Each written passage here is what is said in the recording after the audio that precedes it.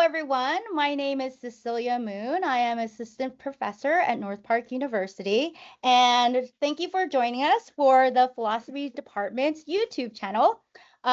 Today here we have Steven Gubka at Rice University. Steven, why don't you tell us a little bit about yourself? Hi, Cecilia. Hi, everyone. Thanks so much for having me. I'm Steven. I am currently at Rice University. I'm a lecturer here. And I work on philosophy of emotion and technology ethics. Very, very cool. So Steven and I actually worked on a project together with the Journal of Philosophy of Motion, which is a journal that I run. And he contacted me to ask me for some advice on surviving the academic job market. So he's a lecturer at Rice University, but like many people who are lecturers, right, and have PhDs in philosophy, the goal is to get a tenure track, hopefully assistant professor job. And the question that Steven was interested in asking me was, hey, how is it that I was able to achieve a assistant professor job, which I would say it took a lot of effort. But we thought it would be a great thing for us to actually discuss both my experiences and his experiences so that it could help others like him, as well as those who were in my position or are in the position that I was in, and also to help those who are undergraduates who might just be curious about what it's like being on the job market, because in a lot of ways, being a academic on the job market is very similar to just being on the job market in any other industry. So I think first what we'll start with is, Steven, I'm going to ask you some questions about your experiences with the job market, and then you could ask me some questions, and then we'll kind of wrap it up there. Sounds great. Okay, so first, can you tell me a little bit about what motivated you to pursue a career as an academic philosopher? So once I started doing philosophy as an undergraduate, I couldn't really imagine doing anything else. And I think that one thing that I especially enjoy about doing philosophy is just how broad it is. So throughout my time studying philosophy, thinking about philosophical questions, I've been able to think about philosophy of mind and questions about consciousness. I became interested in ethics, and so I got to think about that. Pretty much anything I become interested in, I can find that philosophers have had things to say about it. And so there's a lot of, feels like, intellectual freedom in philosophy that you can really come up with questions that I feel like I discovered I'd always been asking myself as a child, and discover, oh, people have been thinking about these questions for thousands of years, and I get to participate in the intellectual community of people who do that. And so my interest in academic philosophy, I think, came through this idea that we can make progress on these questions, and questions that in some sense connect me with people who have been thinking about these questions for a long period of time. Okay, so you, like many of us, right? You're like a philosopher at heart, right? You're like, I can't stop thinking like a philosopher. I eat it, I sleep it, right? I dream it, right? Which I think is a really cool thing, right? I think that is actually one of the biggest ingredients that someone needs in order to like pursue a career in any industry or discipline, is like you got to be passionate about that thing, right? But a little modification, my question is like, why a career in academic philosophy, right? So what is it about being a philosopher as a job that you really enjoy? I think, to me, what has kept me motivated, or like what motivated me and keeps me motivated, has to do with the experiences I had at graduate school of teaching. So I was very nervous about teaching for the first time, and I certainly didn't do a great job. But nonetheless, I like found, most of us when you're first time teaching, the learning process. But I found a lot of enjoyment in both the sort of like skill required to like master material well enough to be able to teach it, and then also like having conversations with students and walking away feeling like, oh, we made some progress there, like in our understanding. And not that I the progress was like one way, right? I was also coming away from conversations with Mm. students feeling like I got a lot out of that Mm-hmm. exchange. And so I think if it weren't for the opportunities that I had in graduate school to teach, I might have thought, well, yeah, research is fine, but intellectual community for me isn't just something that happens amongst faculty members or other members of academic philosophers, but also with my students. And I feel like that's an important part of doing philosophy for me. Okay. And how do Yeah. you feel about so you love teaching, right? Which I think is like essential, right? But how do you feel about the research part? Because for academic philosophers, for many of us, right, research is also a component of our job. Yeah. So for me, the way that I approach research is it's often emotionally motivated, or just a funny thing to say. But I'll come across something occasionally, and I'll be like, I think that's not correct. I don't think that's right. And the motivation is like, because I think that's yeah. how most people start their papers. They're like, I totally disagree. I totally Here's disagree. why. And but it has to be about something that I care about in some way, Mhm. right? And so I think a lot of uh, this is like appropriately bizarre. I became interested in graduate school in philosophy of emotion, in part because I was trying to figure out like my own relationship to emotions. Like that was like a Mm. live question for me. It wasn't just sort of like yeah, an academic pursuit. It was sort of like, oh, I'm interested in what how I'm related to emotions, specifically like anger. What do Mhm. people believe about anger? What do people believe about which emotions are rational, irrational? And so Mhm. for me, the way I feel about research or what motivates me to do it or I care about it, it is a sort of way of like asking a question I don't think someone has asked yet or trying to point out something that I think is underappreciated because of Mhm. its significance to me Mhm. personally. And I find like, yeah, without that motivation, maybe I have like, I've had ideas for other kinds of projects before, but the projects that I actually carry out, finish are the ones where I feel like there's something at stake for me, that I'm getting something out of the process. And often I don't, I'll get to the end of the draft of a paper and figure out, oh, this is what I've been trying to say the whole time, right at the Mhm. end. And then I have to Mhm. rewrite the whole paper Yep. with that new thing in mind. And that doesn't happen like, yeah, I can have some idea, some objection, and like maybe I forget about it. But it's the research where it feels like I'm making progress on my own thoughts Mhm. about something that I Mhm. find gripping in a way. Yeah. Yeah, I think like the revision process is extremely important in terms of like making sure that you actually have a good enough right manuscript to submit to publication, Yeah. right? Like, and I've seen some, so I've edited some edited collections, and the Journal of Philosophy of Motion initially we actually were publishing articles at the beginning, and then it just we turned to publishing book symposiums instead, because there are certain things about publishing book symposiums that make it a lot more cooperative and thus a little bit Mm. easier to a certain extent, and a little bit more fulfilling, I find, right, than like just publishing articles. But like after reading some submissions and things like that, it's a very, very good idea, right? That once you're done with a draft, you kind of don't necessarily consider that your last draft, right? And I would say from the editor's side of things, right? If you are someone who is not willing to edit your paper at all, right? You're gonna struggle in publishing Yeah. because you're just not gonna do well. Yeah, something I struggled with as a graduate student was feeling like, oh, that must have been like wasted time or effort to like throw out a Mm-hmm. paper or to throw away an idea or to start over or something like that. And it was only when my mindset started to shift that I felt like this was open to me. I got this advice from my advisor to like, hey, no, like spending 10,000 words figuring out what you think was like a valuable use of your time, even if that doesn't end up in your dissertation. Mm-hmm. And so his advice was often to start over completely Mm-hmm. with a project, like once you understood what you were trying to say.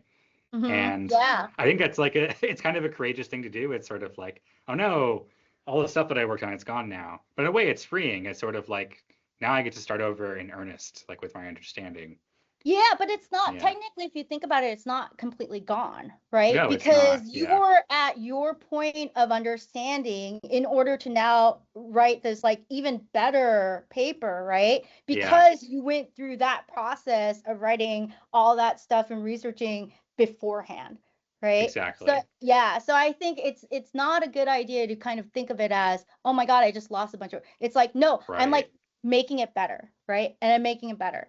And I think in terms of publishing, there's like a shift, right, in thinking about yourself as a writer that needs to occur between being a PhD working on your dissertation, right, and then being a professional philosopher who's submitting papers for a journal, right? Because there's a shift in tone, there's a shift in attitude towards what you're writing, right? So I don't know about you, but for me, when I was a working on my dissertation, right, when I was a graduate student, the attitude that I had was like learn stuff for myself, explain stuff, figure stuff out, Hmm. but then also explain stuff for my right my advisor, my dissertation committee, right? But as a writer, right, that's no longer my attitude now is, okay, how can I write something that is interesting and provocative, right? And is also the pace, you want to make the pace of your writing, right? And set it in a sense that like it's not explanatory necessarily, right? It's an Mm. argumentative pace that you want it to go quickly. You want to put your thesis out front and like the important, right? So I feel like this shift needs to occur. And for all those graduate students, right, who are thinking, or even those who are early career who just got done with their dissertation, they're like, oh, I'm just gonna like copy and paste a chapter, right, from my dissertation. So No. don't do that. Don't do that. You're wasting everybody's time when you do that. It's like you got to respect, right? The publishing process for professionals, and that it's an art. It's an art. And it's like after you're done with your dissertation, you got to now start working, right, as a writer, professional writer, crafting your right your skill as a professional writer. So I'm so glad that you mentioned that. Thank you. Okay, so one other question that I had was, what is your experience on the job market so far? And what have you found to be the most difficult to deal with? So I've had, I think, modest success on the job market. Out of graduate school, I started a postdoc at Florida Atlantic University. So they have a center. I think the center is now currently called the Center for Artificial Intelligence and the Future of Minds or something like that. Sorry that they've renamed it since I've been there. Um, but the postdoc, I can say more about specific positions, but I'll just mention kind of the ones I've had. So I had a 2-year postdoc there, and then I started a similar postdoc here at Rice in their Humanities Research Center. And after spending 2 years there, I started as a lecturer here. And Oh, nice. so the kind of like trajectory has been, yes, so the pair of postdocs and then a temporary lectureship position. Mm-hmm. Each year I've been on the market, and um, I think we'll talk more about this, I'm sure. But yeah, generally, like I'm applying for all sorts of jobs. In the fall, usually the more permanent tenure-track jobs are available. That's when I'm sort of applying in earnest. And then, of course, in the spring, more kind of like temporary jobs become available. And that's when I would sort of like land these postdocs, or in this case, Mm-hmm. this like lecturership that I currently have. Um, I think that So the other part of your question was like what I've found difficult about the job market. I think for me, needing to move around so frequently for temporary jobs has often informed my decisions and made certain Mm-hmm. things difficult. So, for example, I had the opportunity to stay another year at Florida Atlantic University instead of taking this position here at Rice. And that was attractive to me in any ways. I started to like form like a social network there. Mm-hmm. I was starting to feel comfortable at the university. And although one never knows, there's often like chatter about like, oh, well, maybe if this kind of position opens up, you could slot into a more permanent position, at Mm-hmm. somewhere you're currently Mm-hmm. at. Mm-hmm. So I had to weigh this trade-off between like, or I could chase the sort of like shiny new job that might open up new doors. So yeah, both are sort of like a desire for like wanting to stay in one place for a long time, set down roots, Mm-hmm. interest in life beyond philosophy, Mm-hmm. competing with this sort of like, well, maybe what would be best for my career right now is to move to this better opportunity that might open up more doors later. So like trying to make those kinds of trade-offs has been Mm-hmm. very difficult for me. Um, Yeah. yeah. Yeah. So when you're thinking about those kinds of trade-offs, what kinds of values um, inform kind of your reasons for why this, right, rather than this, in terms of your different options? Yeah. So some of it has come down to, so I'm thinking specifically about the role that I had at Florida Atlantic University and my decision to go to Rice. I was Hmm. thinking a little bit about the difference in sort of like the quality of the job, the nature of the job, what kinds of things I would be able to do at these institutions. Can you tell us Um, yeah, again what the specific positions were for Florida Atlantic and for Rice? yeah. So I was at Florida Atlantic University as a postdoctoral fellow, and I was Okay. associated with a center there. And Okay. part of my duties at the center was to do some grant writing. Ah, I And see. Okay. this is my first experience doing any grant writing, and it was like very instructive to learn about this part of the process. It's not something that I'd say a lot of people in the humanities are familiar with, but that it is a kind of like skill set that can be Mm-hmm. useful, especially if you end up working at centers or admin types of positions. And part of what informed my decision to move to Rice, for example, was to take a break from doing some of the grant writing activity and to focus more on my Ah, own research. And okay. so I think part of what I've been trying to prioritize as I make my decisions about uh, what I'm doing next is sort of like based on what I ultimately want, which is that tenure track job. Like, what kinds of Mm-hmm. positions are going to give me the kinds of teaching experience that I want, Mm-hmm. so I can say, oh yeah, I can teach that class no problem. Here's how I do it. Here are the readings. Now I want to show up in an interview and have that be second nature, Mm-hmm. just to be able Mm-hmm. to say, and Mm-hmm. also the kinds of places that will let me sort of like grow as a researcher. Okay. Um, and I did think that like moving to Rice is part of what afforded me the ability to like teach a new type of class, so teaching more Mm-hmm. classes on technology ethics, and then to continue to do research of my own on technology ethics. And so I think that was like a helpful move, despite maybe the social cost of making Yeah, the move yeah, there. yeah. Yeah, So you yeah, transitioned from not only researching on philosophy of motion, but then now you're doing AI ethics, right? yes, And then you went from grant writing to now you're at in a lecturer position where you're doing mostly teaching and then working on your own research, right? yes, Okay. yeah. Okay.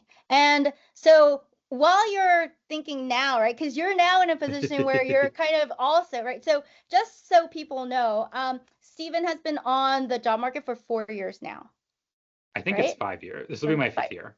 Yeah. Okay, so this is your fifth year, right? So Yeah. fifth year on the job market, which to a certain extent you're like not quite new, but you're still not quite like seasoned yet, I would say. So I'm Yeah. not sure what the new research is, if there is updated research. But when I started the job market, which is like 15 years ago, no, 10 years ago, or something like that. It was a while ago, right? So I graduated in 2014.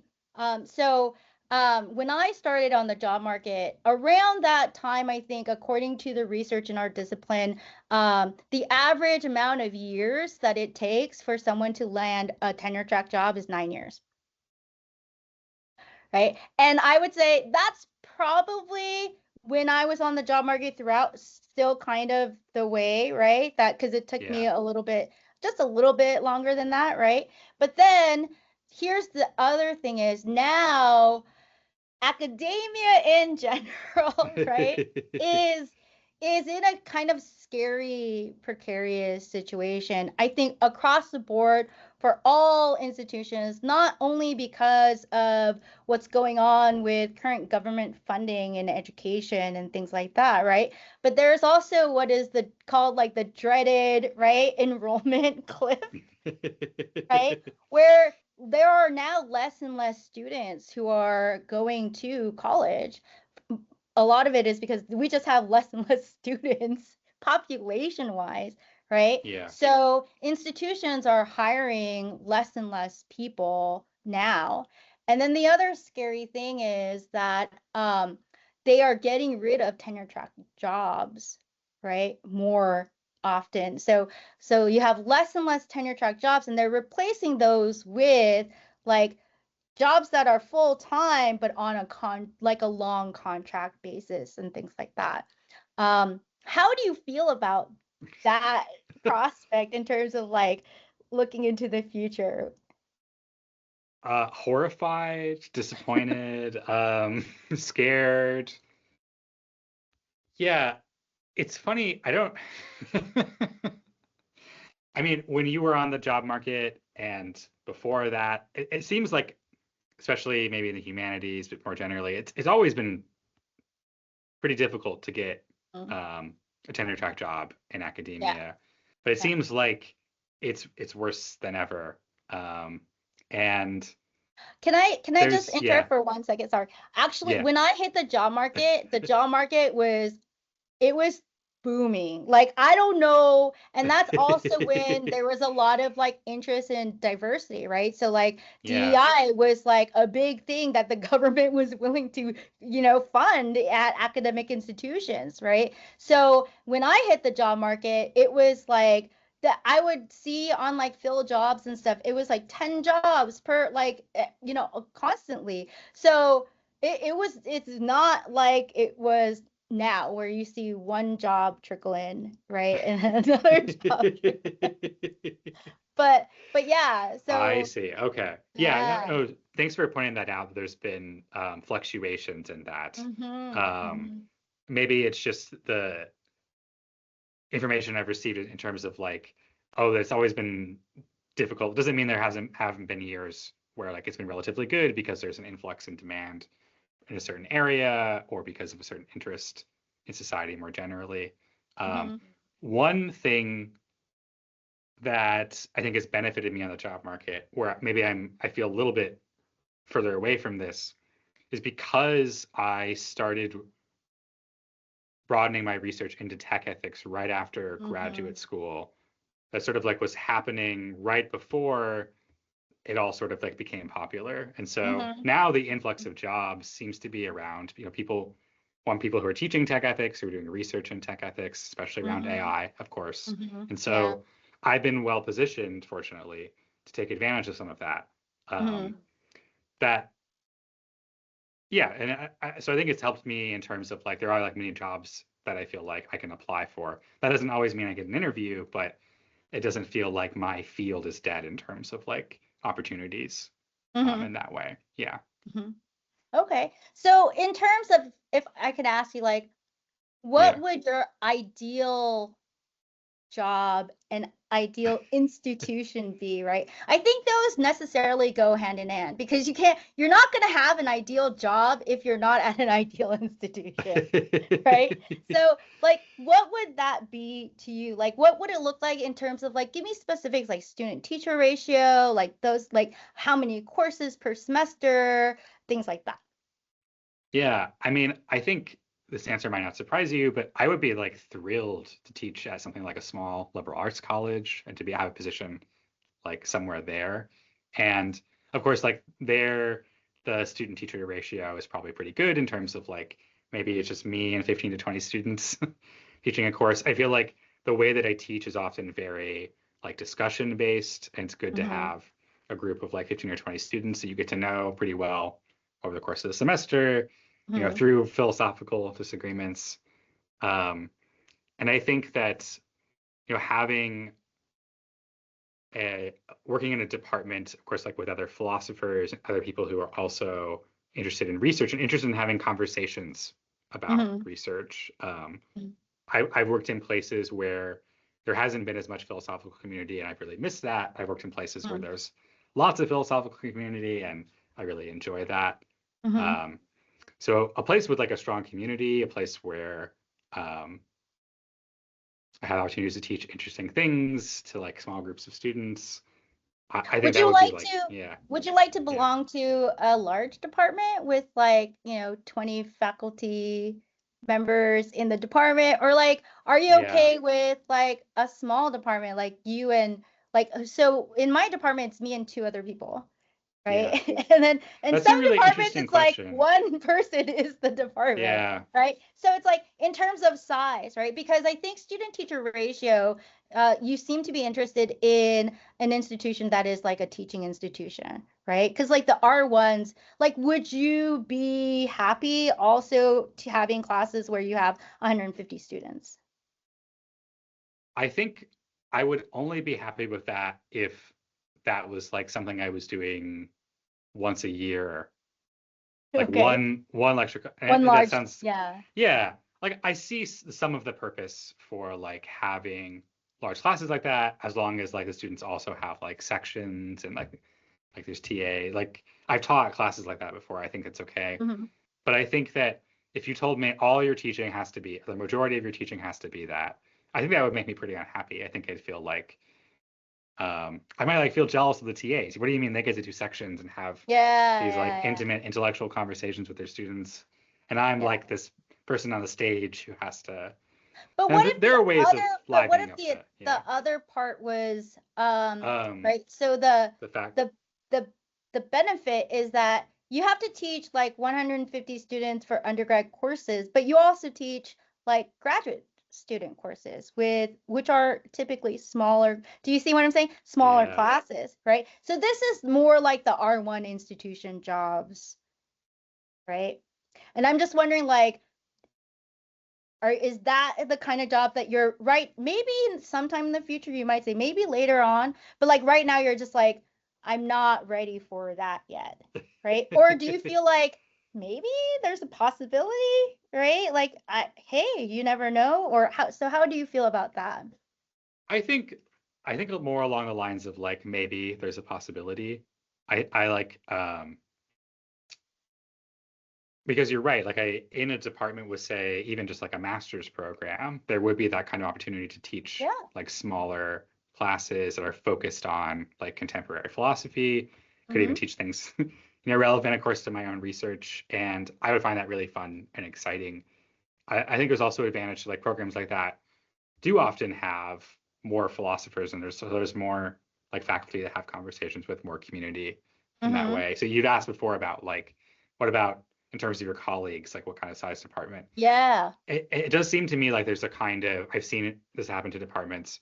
There's a certain fragility to a small department, like a person leaving or a person being added drastically changes the culture of the department Mm-hmm. versus like a larger department who has more people in it. There's a lot more like redundancy, but that's like good in a way. It's sort of like, okay, if someone ends up moving for a new job or something, the department still can continue on Mm-hmm. in an ordinary fashion.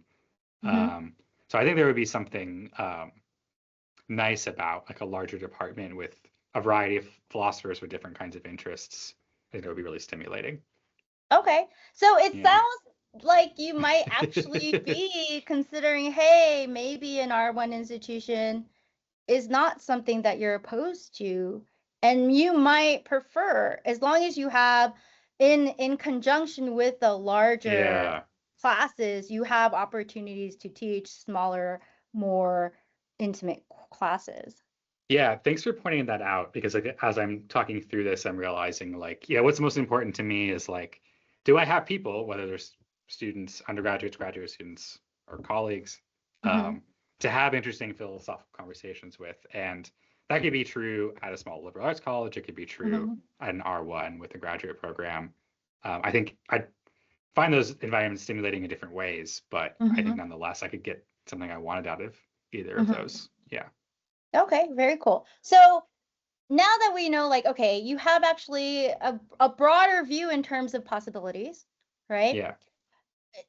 That's helpful to some extent because it helps you now look at opportunities differently, right?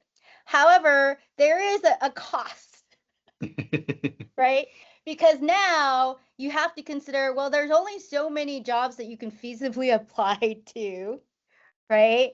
Yeah. And and like, how do you balance that with, right, your current teaching responsibilities and your current research response? So now that your perspective has kind of broadened them in terms of, what kinds of jobs you might apply to at what kinds of institutions, right?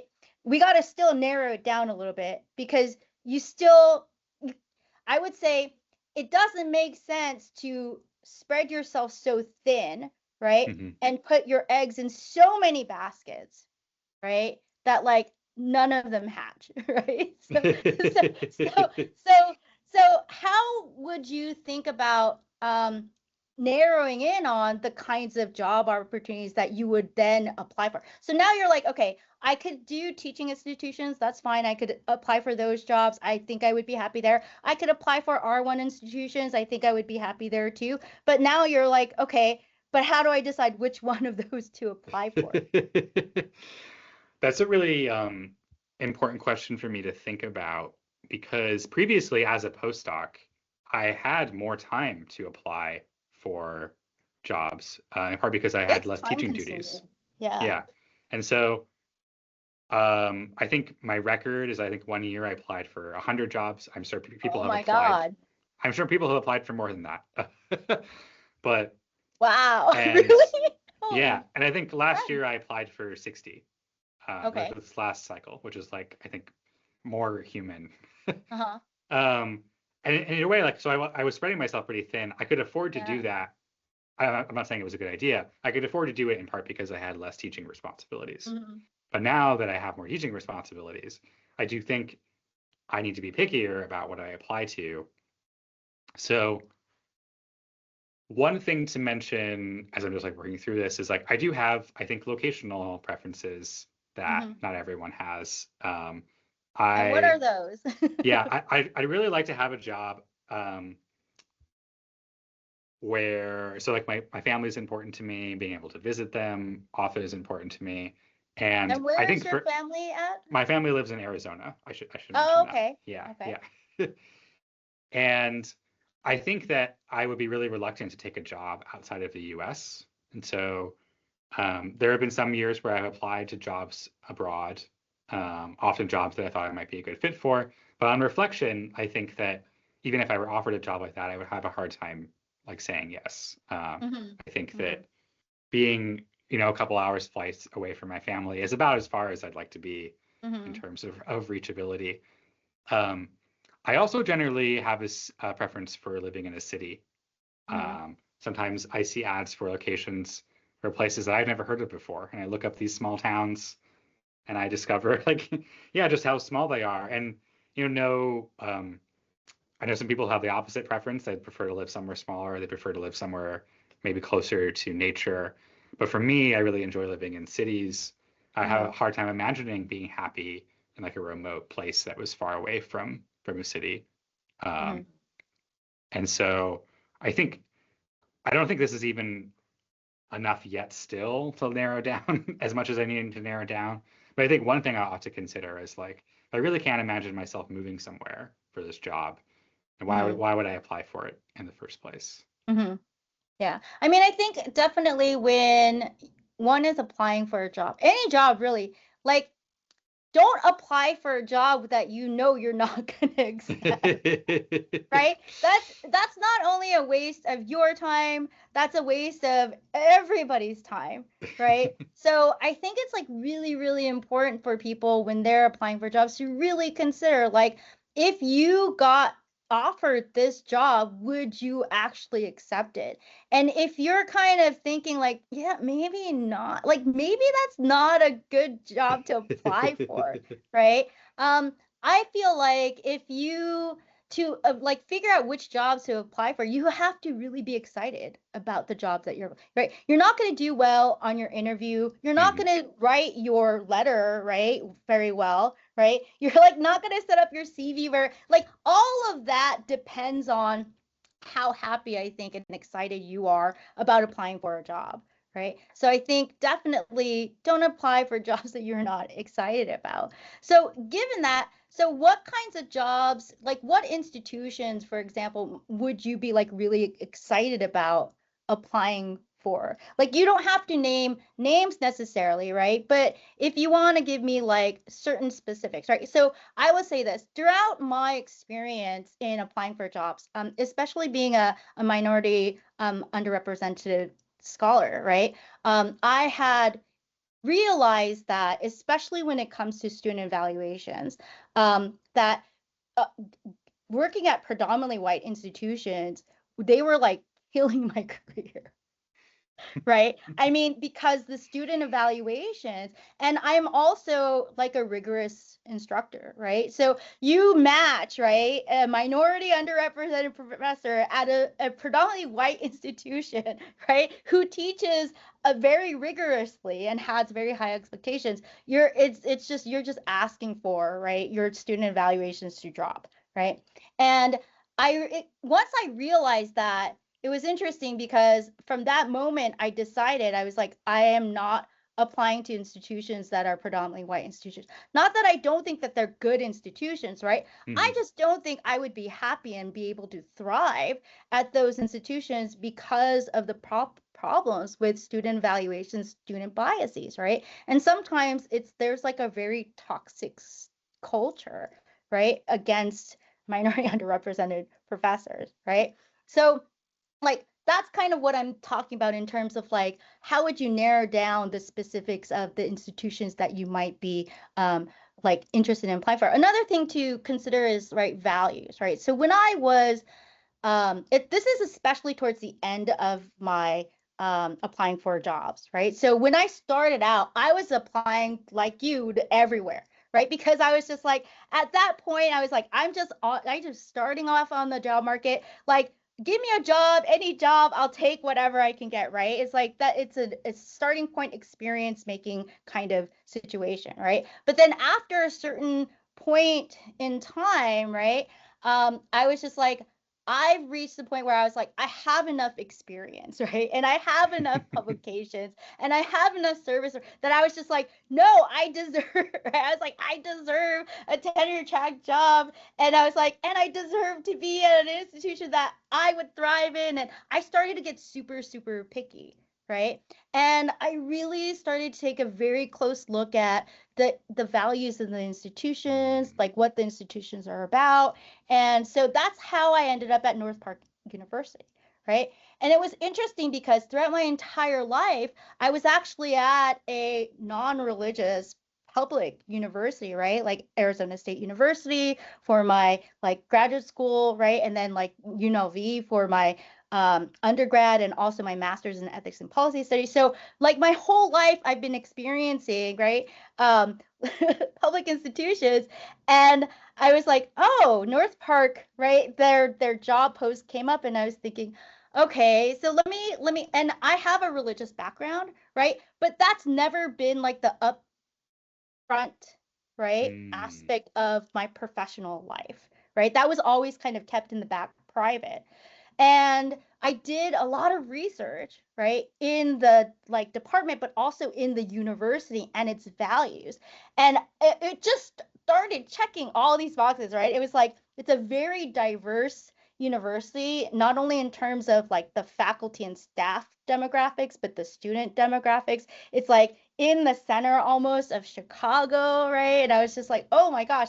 And then they're very student oriented, they're very community oriented, they're very justice oriented, and all of these things, which I would say a lot of universities say, right? But I don't know if necessarily they follow through the interactions with like faculty and staff and things like that, right?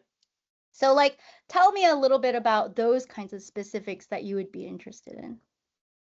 Yeah, so one thing that comes to mind is something that I really enjoyed doing when I was in graduate school is I had these opportunities with other graduate students to do things like teach in a prison, or we organized a conference every year. We would invite minority students to have discussions with us. And I came to think about this as like an important part of my identity, like as a philosopher, and sort of Mm-hmm. like, my teaching, I want it to be inclusive, I want it to be for everyone. And so looking for universities that specifically, like you said, they don't just like have the values somewhere on their website, Mm-hmm. but I can clearly tell like, oh, there are people there that would be interested in helping me organize those kinds of events. Or, if I set down roots somewhere, get together with people and we could go teach in a prison together. And I know it's hard to tell some of those things at first glance, but I will often be on a department's website before I do their application just to sort of assess like, well, how does this department like represent themselves? How do they think about what they're doing? And oftentimes, and maybe this is sort of like, it's a kind of bias, but it's hard to know because there's not very much information. If the website is sort of bare bones, if it doesn't tell me that much about the department, or especially if it doesn't have anything to say about their students, I immediately think, well, this place doesn't care very much about their community. Like this is just like a stock web page. I don't get any sense of like who these people are, what they're up to besides the classes they teach.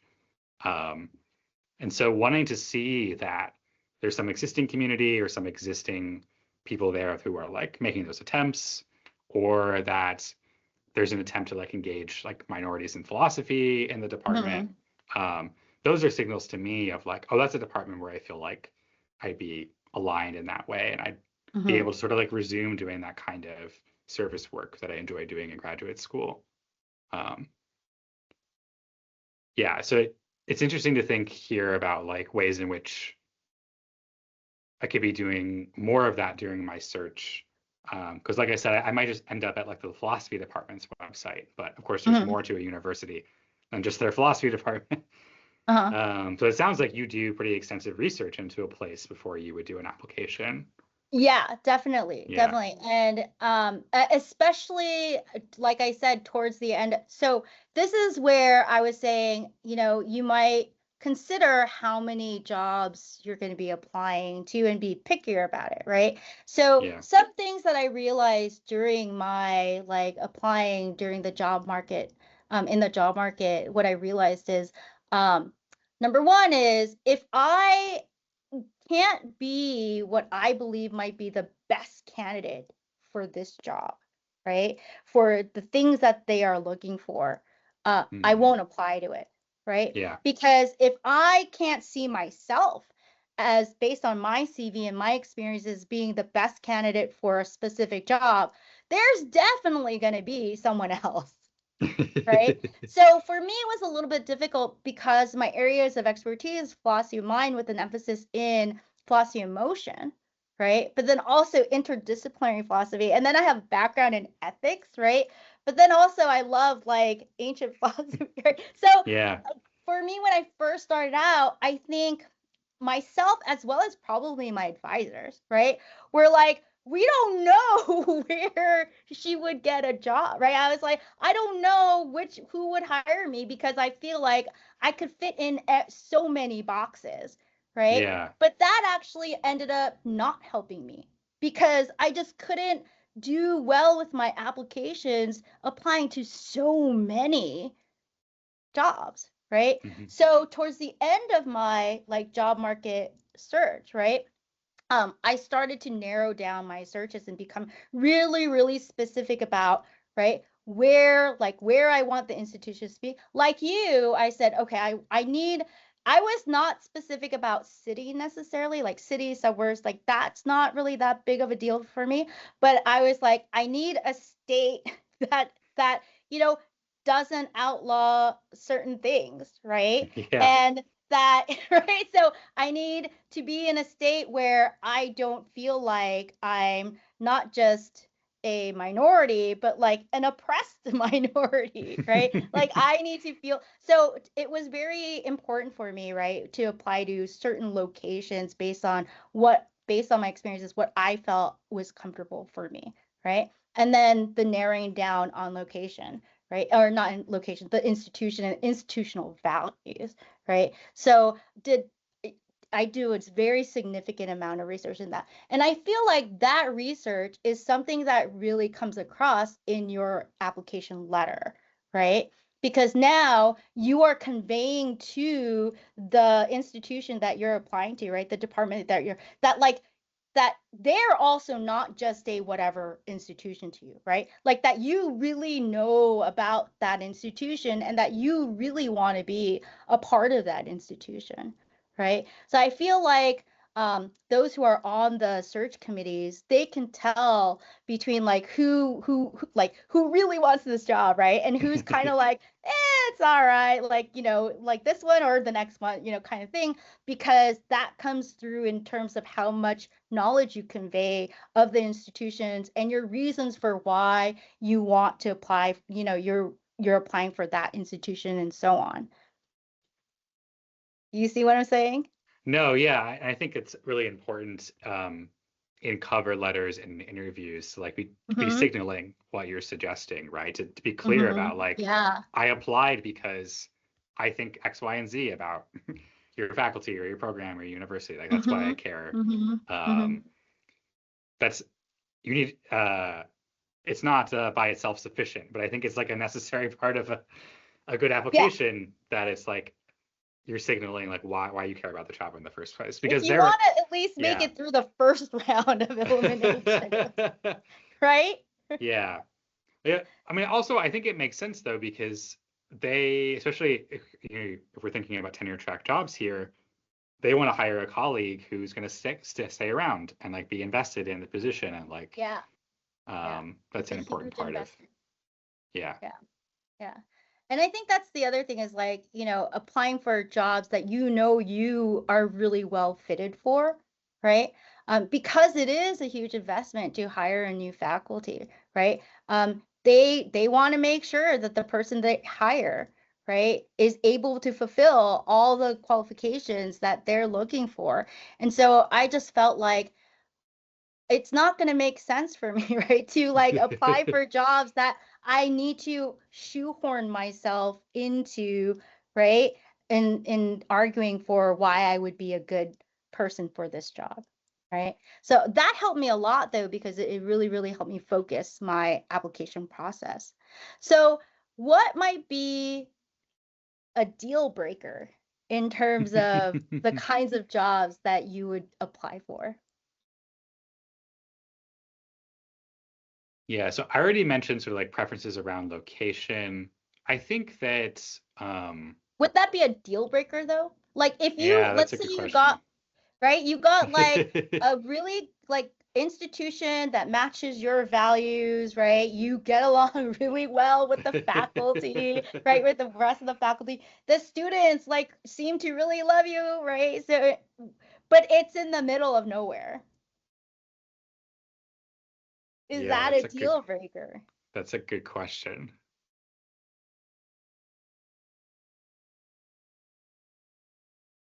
I think a deal breaker would be, and so I've had experience like this during an interview, um, during a teaching demo specifically, and like meeting students. I walked away feeling like I don't know if I would be excited to teach these students.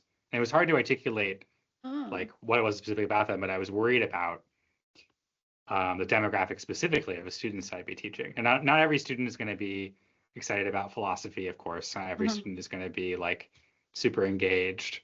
But the more that I like, got to meet students during the day or met some of the students they wanted to show off to me, the more I was just like a little underwhelmed. So if I was at was a point during an interview process where it was like, hey, you'll have teaching, but based on the demographic of students you'll be teaching, um, it's unlikely that you'll have very many students who are really interested in philosophy or passionate about it or engaged in their classes. Like if 90% of the students like don't care very much about academics or something like that, I just don't know if I could like show up every time to teach and like maintain all of that excitement um, Okay. for them. But what does that Yeah. have to do with location? I don't know if that has anything to do with location. Sorry, I was thinking about deal breakers Okay, more okay. generally. Yeah, sorry. Okay, okay. I Because was I deal breakers like initially the teaching is question important to was me. Yeah, yeah. okay. Because I thought there was so I had asked you the question about what would be a deal breaker to you, and then I made it more specific to ask you like, would location be a deal breaker to you, right? Yeah. And then we moved from that to well, a deal breaker would be for you where if you're at an institution where the students are not very excited about learning philosophy, right? Or maybe just Okay. learning in general. But Or I, just I learning think in to be general. honest, yeah, location might not be a deal breaker for me. There might be Okay. other things that could outweigh that. So if something was otherwise perfect, Okay. but it was not a place that I particularly desired to live, I think I would probably still take that job and um, get my need for city met elsewhere during the summer or something like that. Uh-huh. Uh-huh. Okay. Um, but in terms of more general deal breakers, because teaching is important to me, because Uh-huh. like it's part of my intellectual community, got to know employees better, or if it was clear through their materials or their website that like it wasn't going to be very much fun teaching, or I wasn't going to have like good colleagues to talk philosophy with. Uh-huh. Um, I think I was that would be a deal breaker for me. Like so, like maybe what I'm pointing at is like a lack of community or a lack of Right. like Okay. interest in that Okay. way. Yeah. Okay. Um, Do you think that that kind yeah. of school and department actually would exist? um, I mean, I've been in departments where, for various reasons, some of them like political in the broad academic sense, like no one gets along and people Okay. don't Yeah, yeah. do philosophy with each other. Yeah. I don't know if I've ever like met a group of students who were like irredeemable or something like that. So like if your question is like, oh, like am I generalizing too much about students? I mean, maybe like I think oftentimes when teaching isn't going well for whatever reason, it's an opportunity to ask myself like, well, what is it that's missing? Like what could I do differently Hmm. um to get something out of the students that I think is missing, or to Hmm. like demonstrate an expectation for them.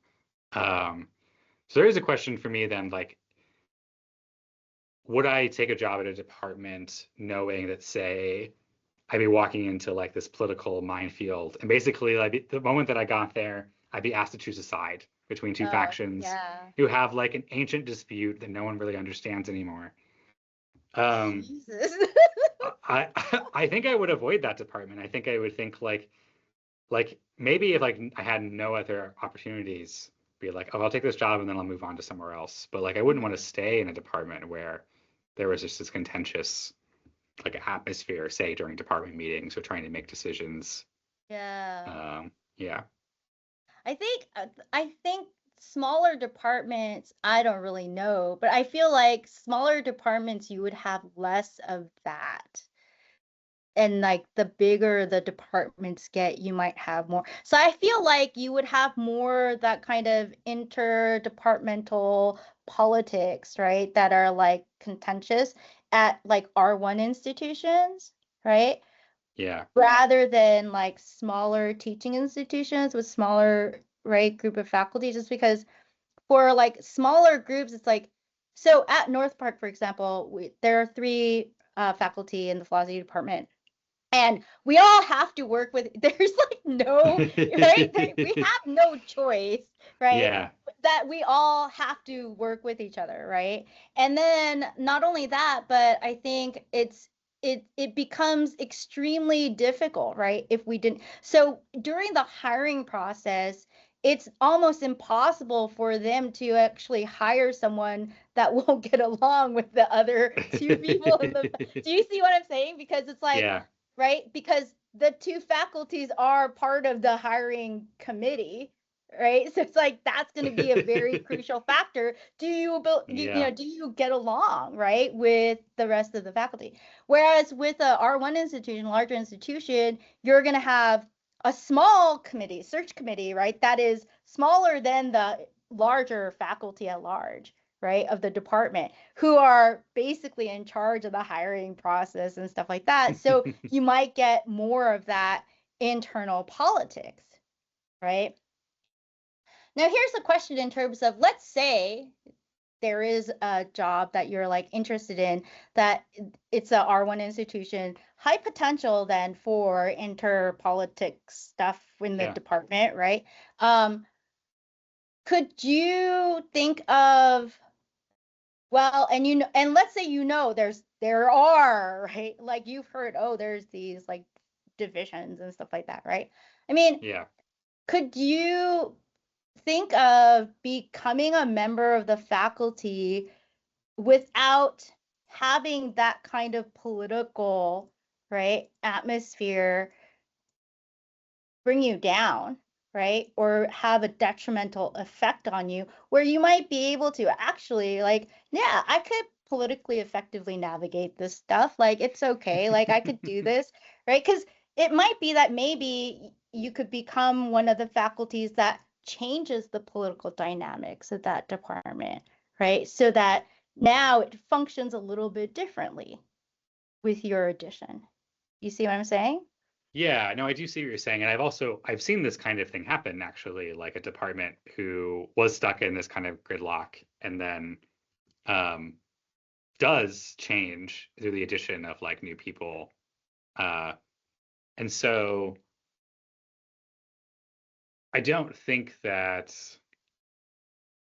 if I loved everything else about a job, it was like, oh, that certain faculty members disagree about this, and they're probably going to try to get you to take a side on this thing.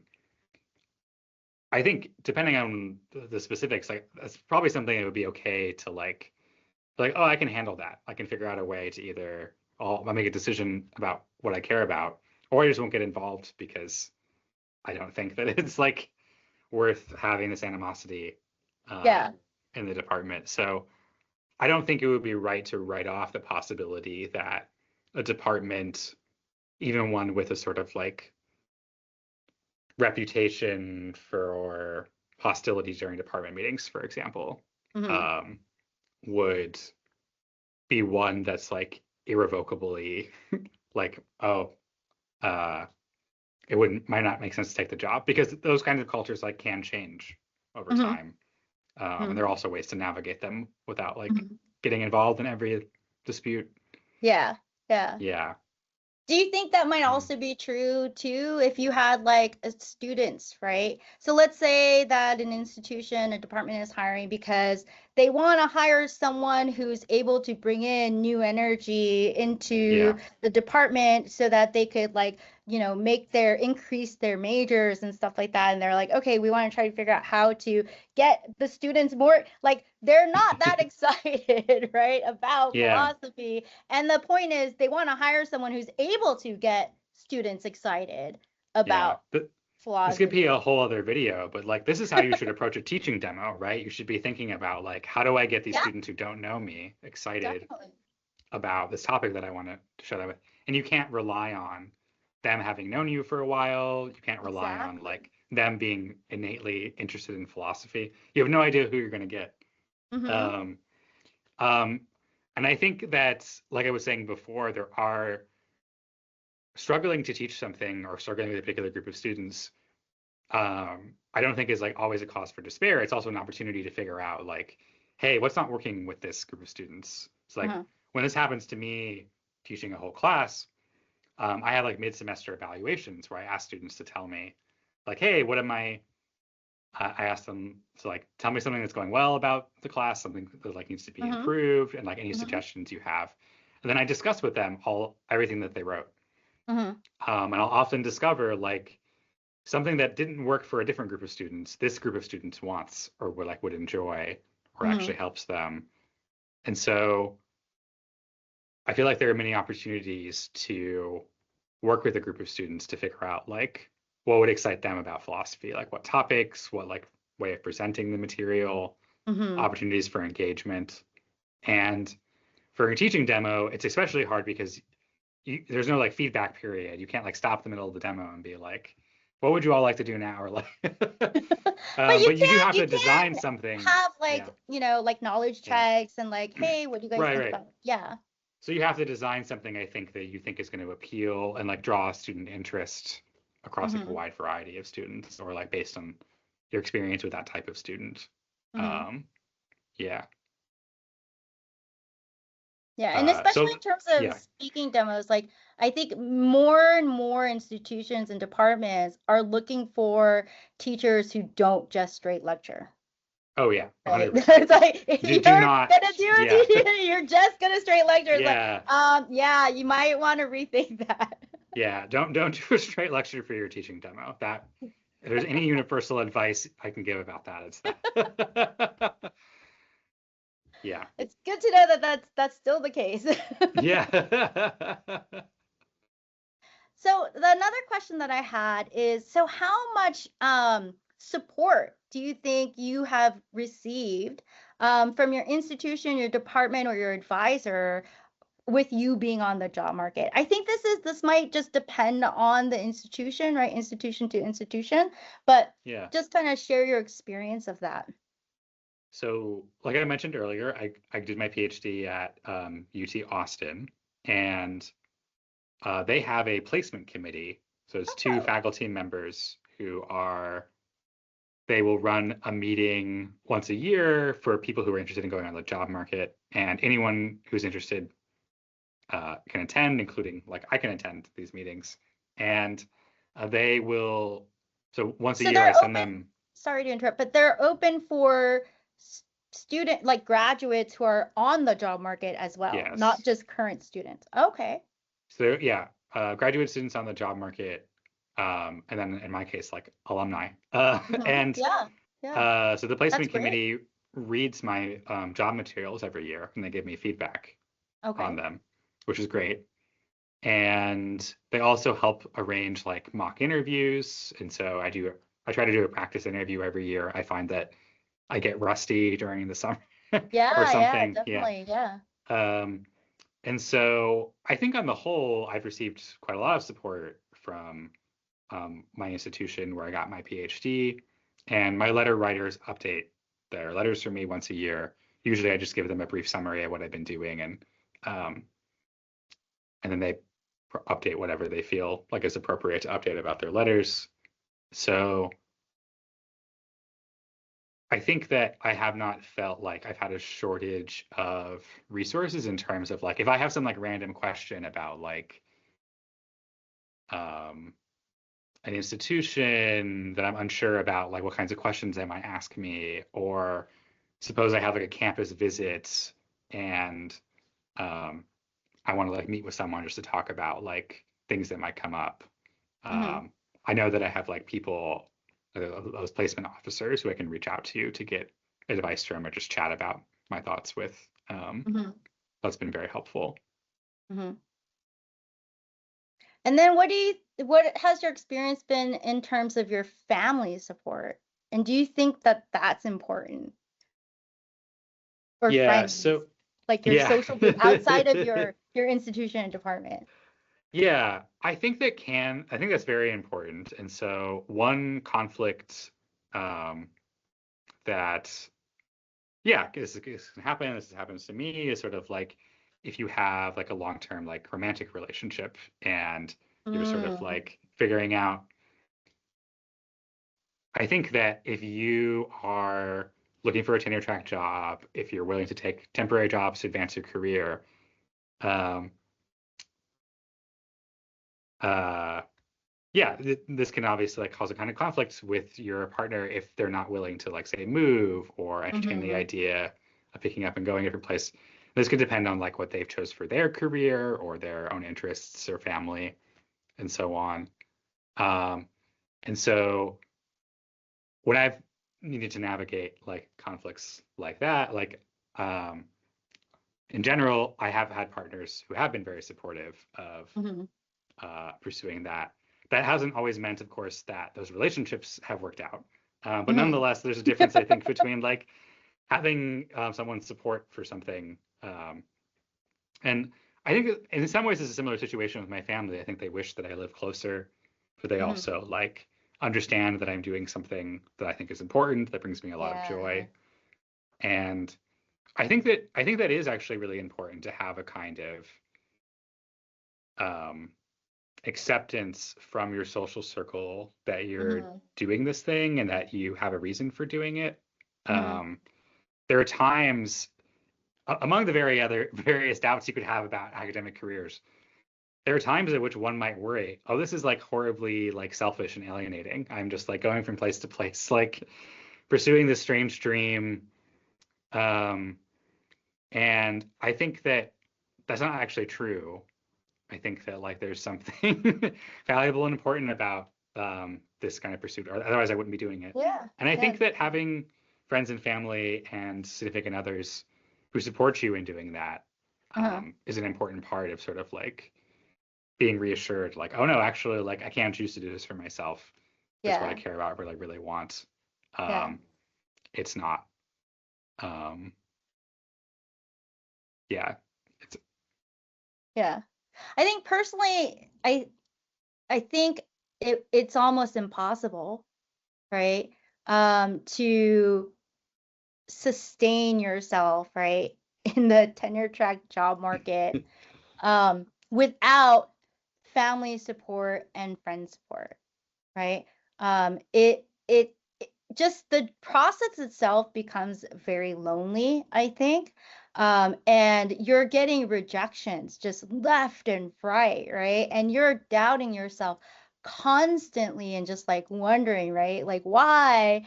And it it is really difficult if you don't have at least one person, right?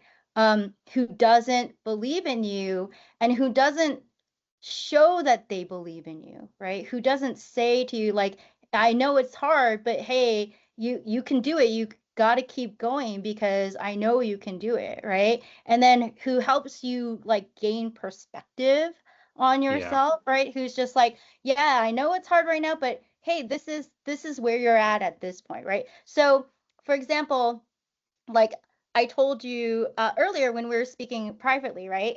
It so when I went on the job market, there was some research that suggested that the average amount of time that it takes for someone to land a tenure track assistant professor job is 9 years, right? And so, I mean, that's 9 years, right? yeah, Of looking for a tenure track job. But I think the attitude towards how you look at that can be shifted a little bit, right? So that it makes it a lot more feasible, right? Number one is like, don't think of it as you're just looking for a job, right? Like you're looking for the tenure track job, right? mm, I think it's important to say to yourself, right, during like possibly that 9 years where you're on the job market, right? And this is the approach that I took. Because when I first started, like I said, I took, like, I applied for whatever jobs. I even took one semester term positions that required me to move all the way across the country for one term, right? Because I looked at it as what I'm doing is I'm finding opportunities for me to grow, right? yeah, So either opportunities that will teach me skills for teaching, teach me skills for grant writing, teaching me skills for research, whatever it is that I applied for, right? I was just like, I applied to those tenure track jobs too, but then I also applied for like visiting assistantships and fellowships and so because I was thinking, okay, I just need jobs that would give me the opportunity to gain the experience and skills necessary to get myself to a position where I am now the best candidate for this one job that I will eventually get. You see what I'm saying? Right? yeah, So I think that kind of attitude shift though is really helpful if you especially have, right, your support, some kind of network of support, right? To be like, you know what, you can do it. It doesn't matter like what, just what you get, like get right, take the opportunities where you can, right, and do your best, right? My other thing is whatever I committed myself to, I always try to do my best, right?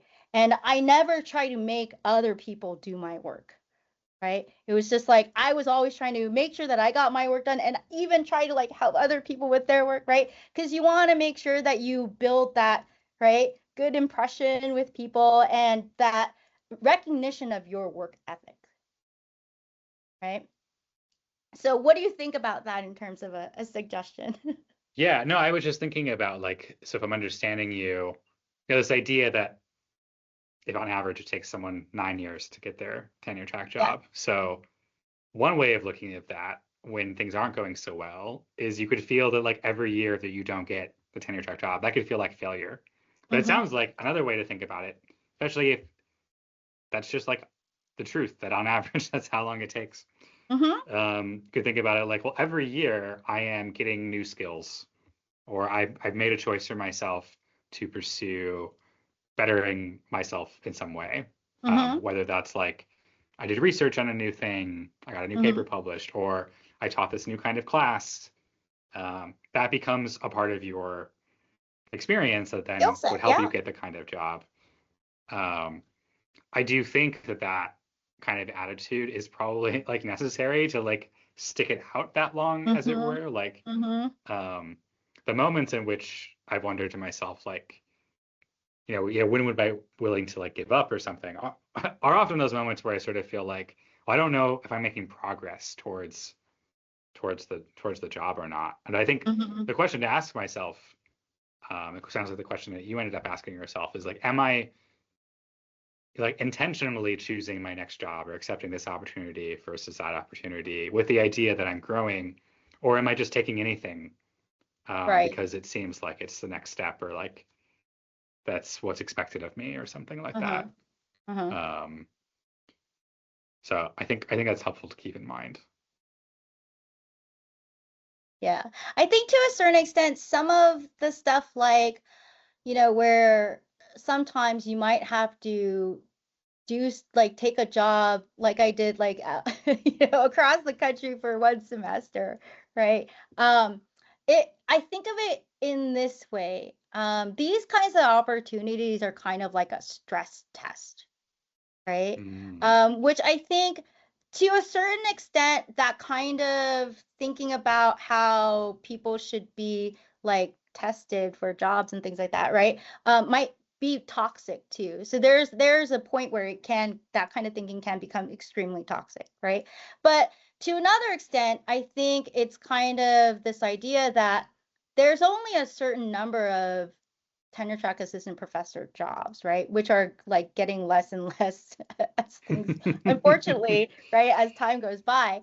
And um, they're, like I said, institutions and departments, they spend a lot of money to hire a new faculty, right? Yeah. And so they want to kind of make sure that the person that they end up hiring is actually going to be able to handle the stresses that not potential that will necessarily come, right, with being a full-time faculty member, right? Because getting a tenure, if you think getting a tenure track job, right, was difficult, now try to go for tenure, right? That's like, it's like we think maybe, oh, we made it, we got that tenure track job, right? But it's like, Yeah. no, no, no, actually we just started. Right? Because now we have to go through the whole tenure process, right? And that in itself constitutes a whole slew of extra responsibilities and things that we need to do, right, in order to become tenure. So the way that I think about it is kind of like it might be super difficult for those who are, right, early career scholars, kind of like yourself, right, who are like just like you're not just in the job market, right, but you're like kind of in the midway, right, to get a tenure track job because it's kind of like they're waiting to see if you can pass the stress test, right? And to a certain extent, right, there are still people ahead of you, right, who are still in the job market, right, who have actually proven that they are able to pass the stress test, right?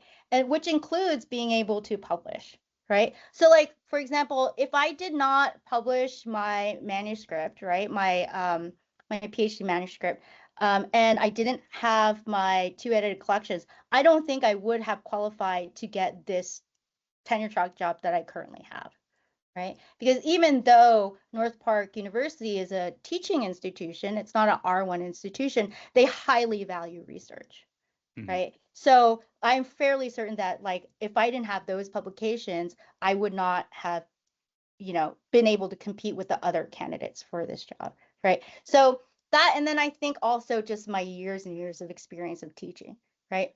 So it's So showing that you could do so much teaching while having research output. I mean, that is what is yeah, expected of you when you're on a tenure yeah, track. So of because course they it's would not want to see. Yeah.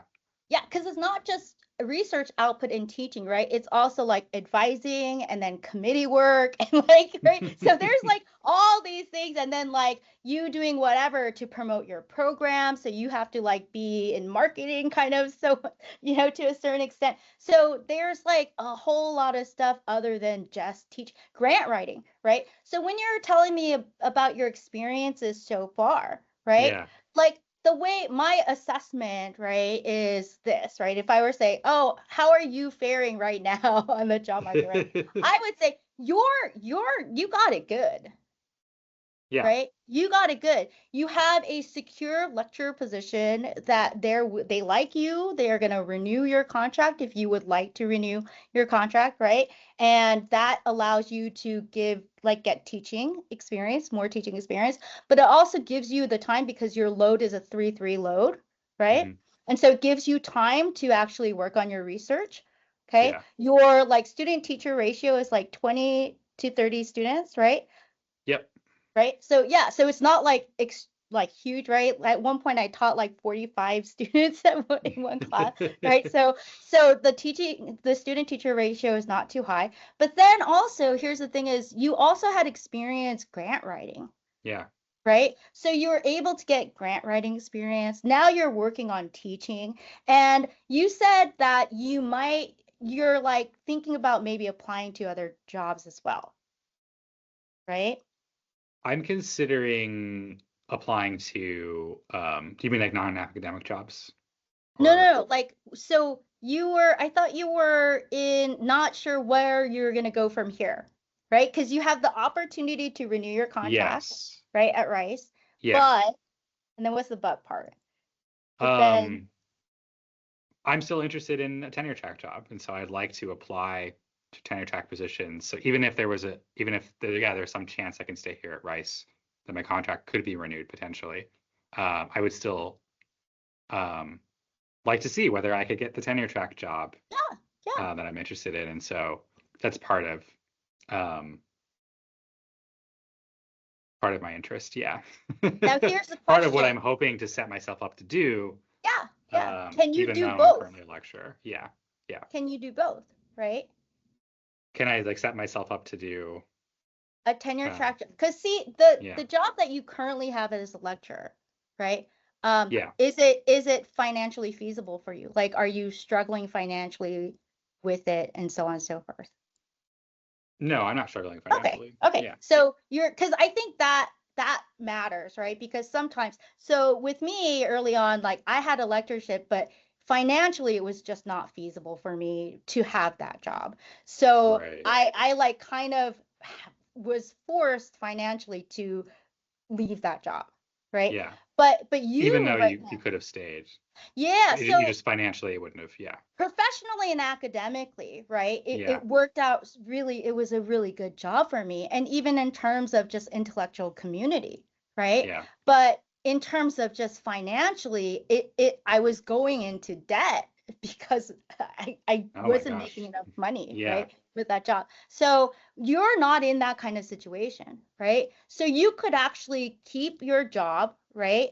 And keep perfecting your teaching skills and work on your research, right? While you also make I would say targeted applications, right, to various institutions for tenure track positions, right? So you could do both, right? You could do both. And I think nowadays it's more reasonable.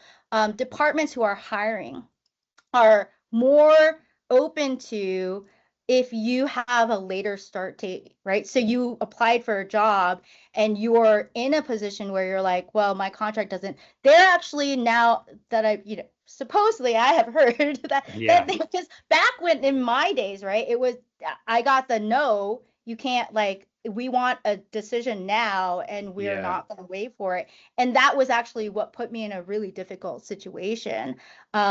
And so that I think is a little bit problematic with how we run the whole academic job process, right? But I yeah. think there's still a potential nowadays, right? For if you get hired for a tenure track job, right? That means like they are willing to invest in you, right? So you should probably also broach the subject of, are you willing to wait until my contract with Rice University ends, right? And I would think that the smart departments and institutions, right, would say yes, right? Because really your contract is a year-to-year contract, right? So they Yeah. would only have to wait like a year, right, at most, right, for you to start. And they're not burning bridges with Rice University's department. You see what I'm saying? So Yeah. like, so I think, you can, right, do both, right? And I don't think you really need to worry that much in terms of having to choose one or the other, right? Yeah. And I think that's I'm fair. like, I've been there and you don't have to worry about it. That's reassuring. Thank you. So, are there any other questions maybe that you'd want to ask me? Yes, I would love to ask you some questions. So I'm interested in how you describe your research program when you're on the job market. And you mentioned earlier about just how broad your interests are and your research is. Yeah. And I think in some ways, I'm interested in this in part because I often feel like, oh, I specialize in philosophy of emotion, but how do I advertise myself? How do I advertise that to a committee of non-specialists? How do I say how, yeah, I think that relates to like philosophy of mind or ethics and so on. So I'm just curious, like, I think this is like a delicate problem because especially in interview mode, you're often explaining yourself to non-specialists, to people who don't Yeah. know your literature, and you both have to like give them a general overview of what you're doing and what you think is interesting about it. So I was Yeah. curious to hear how you approach that. Yeah. So, I consider myself a philosopher of mind. I consider philosophy of emotion to be a sub area of philosophy of mind. So when I talk about my area of expertise, I say, oh, I'm a philosopher of mind with an emphasis in the philosophy of emotion. And then I like to say, oh, and that basically broadens out and connects with ethics as well, and Yeah. has its deep roots in the history of philosophy, including ancient philosophy and modern philosophy especially. So at North Park University, like each of us, like I said, there's three faculties, and each of us teaches a kind of history of philosophy. And so I've been given the modern philosophy kind of history courses, and I love it, right? Because it is so consistent with my area of expertise, which is right philosophy of mind and philosophy of emotion. When I think of like philosophy of emotion, right, as being an aspect of philosophy of mind, the way that I think about it is this. It's the problem, right, that have been the thorn in the side of philosophers of mind since like the beginning of time, right? It's like right since like Plato, right, through like Yeah. Aristotle, through Plato, so on, right? It's this kind of when you have the dualism, right? The question of, well, is dualism true or not, right? Monism, pluralism, like which way do we go with things? And then there's this question, well, but how do you make sense of emotions, Yeah. right? With whatever right framework that you're using. And so that's kind of the way that I look at it. But I also look at it in terms of being embedded in the philosophy of science, Right. right? And I think that that is especially important, right, in terms of understanding the deep rooted connections between philosophy of mind, philosophy of emotion, and philosophy of science, right? Is that helpful? Yeah, no, I mean, it sounds like you have a very unified idea about how these things fit together as part of your research. And do you think that's important, say during a job interview, to sort of like show, I know I've No. done all those different kinds of research, but here is the thread sort of No. connecting all of So, them. and I'll say, no, I don't. And this is from experience. So Yeah. maybe someone could do this better than I can, right? But based on my experience, so I actually had an interview at a very like well-respected university, right? And I was like honored to be chosen as a candidate. They like flew me, it was out, it was not in this country, right? They like flew me out there and I was like so excited. And my areas of research, right, because I do interdisciplinary research, right, connects with so many things, including like epistemology. And Hmm. so they asked me to speak about what I believe to be my most important work, right? And of course, that's going to be my monograph, right? Which is Yeah. based on my dissertation on the interdisciplinary foundations of the philosophy of motion or the science of emotion, right? But I wasn't thinking in terms of how much time, right? Yes. I had, This can often and be a difficulty in interviews. yeah, so I think I only had like half an hour or something like that, or maybe an Yeah. hour, but it was still not enough, right? And I had mistakenly chosen to talk about my monograph, right? Which Yeah. just goes through so much information that I just couldn't do it within the time frame that I had. And I think that I at that time I didn't know what it was that the search committee was looking for, right? When they asked me that question, right? And still to this day, I can't say, right, exactly what they were looking for because so I'm also someone who has ADHD, right? So it's like I just am interested in so many things, right? So if the question that they asked, right, was aimed at getting me to narrow in on like what my most passionate, right, like research topic would be, that's like an impossible question for me to answer. You know what I'm saying? Because I have so many interests, I am like highly adaptive, right? I'm Yeah. like, oh, I could, if you want me to focus on, I could do that, right? And like, find joy in that and like love it and so on. So it was like, I was just like, that question itself was just not helpful for me, right? But I think if I knew that that's maybe what they were interested in, right? Like trying to figure out what is this one thing that you really love talking about and know really a lot about that you can convey to us. Then it would have been easy for me by just picking whatever it is that I really want to talk about, right? At that time.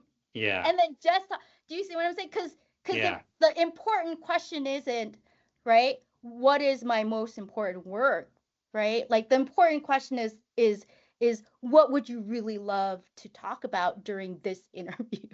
you know and so yeah, so I would say in terms of, right, don't do the broad interview like job talk, right, research talk. Do the narrow focus. And here's the funny thing is I saw like those YouTube video tutorials saying like this is how you should do a research talk, right, do Yeah. very narrow like focus. And I was just like, oh, but their question is about what my So you were fixated on that detail, sort of like what's the most yeah, important. And so yeah, I, yeah, I can yeah. see why, like, if you write a whole book on something you want to talk about, you think of that as like, here's the most significant research I've done. Right. Yeah. Yeah. It can be so tricky sort of trying to figure out or choose a topic Mhm. when you're asked to give a talk like that. Mhm. Um, Mhm. just like weighing the sort of pros and cons of. Yeah. And I think that search committees don't necessarily make it easy, right, for job candidates to figure out what they want, right? And from my perspective, I'm like, I think some people might say, well, that's the point, right? Because it's the point of the job candidate to figure it out. And whoever figures it out the best way, right? They're the most qualified for the job, right? And I'm thinking, yeah, for maybe certain people, right? But for people who are neurodivergent, right? We might look at questions differently, tackle questions differently, things like that, so that sometimes it becomes really problematic in terms of the way that they like. I'm like, if you wanted to know, I'm the kind of person that in any kind of conversation or anything, if you want to know something, just ask, right? Like don't beat around the bush. It's like I Yeah. can give you a really great answer, right? But I need to know what you specifically want to know. But well, who knows? I Yeah. think there are some departments that are, and maybe more and more now, that are more aware, right, of the difficulties that certain job hiring processes and like ways of doing things have placed neurodivergent people in more marginalized situations. So we'll see what happens in terms of like, that changing. Yeah. But yeah. This is, I think, a good segue to my next question, which is just a more general question about what your experiences have been like on the job market, and especially like what kinds of difficulties you mentioned. And you just mentioned some specific difficulties you've had. Yeah. Um, Yeah. So I yeah. think in terms of being in the job market, like the specific difficulties that I had. So I will say, I will mention one because there's like maybe a lot that I can is the psychological struggle, right? Mm, That you go through, right? In the ups and downs of the job market, right? It's really, really devastating. And there was a point where I was applying for jobs, and what happens is you get rejected, right? And you're thinking, what am I doing wrong? How can I fix things? And you yeah. end up looking at your application and you like try to change it, but then what actually I ended up doing is every time I changed it, I made it worse, Yeah. right? Because the truth of the matter was there was nothing wrong with my application in terms of the form of my application, right? In terms of like what it looked like, in terms of like the specific things I was saying necessarily, right? The only thing that was wrong was maybe I didn't have enough experience for that job, right? Maybe that job did not exactly fit the qualifications that I had, right? Or maybe they were looking for someone who had more expertise in this area than, right? So it wasn't really about like what my application looked like and stuff, Yeah. right? So in those kinds of, although I will say my student evaluations was something that I had to really, really work on, and I will explain why. So yeah, but what happened was throughout that process, so I was started out feeling really great about entering the job market, right? I was like, oh, I think I'll be a really great candidate. And then after rejection I started actually getting really depressed, right? And this is where there was like so there's a gap in the Journal of Philosophy and Emotion. There's a gap in the publication, right? In our issues. Um, During this time, like I was struggling a lot, right? And I felt like not only being rejected by the jobs, right? The Hmm. departments that were hiring, but I felt like I was being rejected by the philosophical community, right? And I started to get really resentful, right? And this is all just internal stuff, me, right? Dealing with me. Yeah. And the thing is, like my mother, right, who is my main support, like she is, right, her like highest degree is like an elementary school degree. Like she has no idea what it's like, right? And she could give me the love, right? But she couldn't give me any kind of other kind of support, right? Hmm. And I had to basically pull myself out of this situation. And this is when I started actually getting therapy, right? And I had to pull myself out of this rut kind of, you know, like what abyss, right? This psychological abyss, right? That I was in, not because of like what anyone was actually doing to me, Yeah. right? But because of the way that I was interpreting the events of my experiences in the job market, right? And so I think it's really, really important, right? For anyone that's on the any job market, right? Not just like in academic job market, but like in like, other industries, right? Is don't take it personally. Like, don't take Yeah. it personally, right? If they reject you, your application might have been perfect, right? but it's just that they decided to go with another candidate. And to a certain extent, if you think about it, right? And this is why I think DEI is actually very important, right? Is that when you have like high caliber candidates across the board, like we all have PhDs, Yeah. right? So like, oh, okay, we all have PhDs. Well, then it doesn't really matter that any of us have PhDs. Like we all have, so that's not going to be the factor that gets us the job, right? Yeah. Unfortunately, in academia, it still does matter to a lot of institutions that where you got your PhD. So that might matter, right? And I think this is something that is very important for people, job candidates, to consider when they're doing their target applications, right? So like there was a point where I applied for like a lecturer at a, Ivy League institution, right? Now I'm like, they would never hire me, like, right? Not because I'm not qualified, not because I'm not a good teacher, right? But because they might be really afraid of what the students might think of me, right?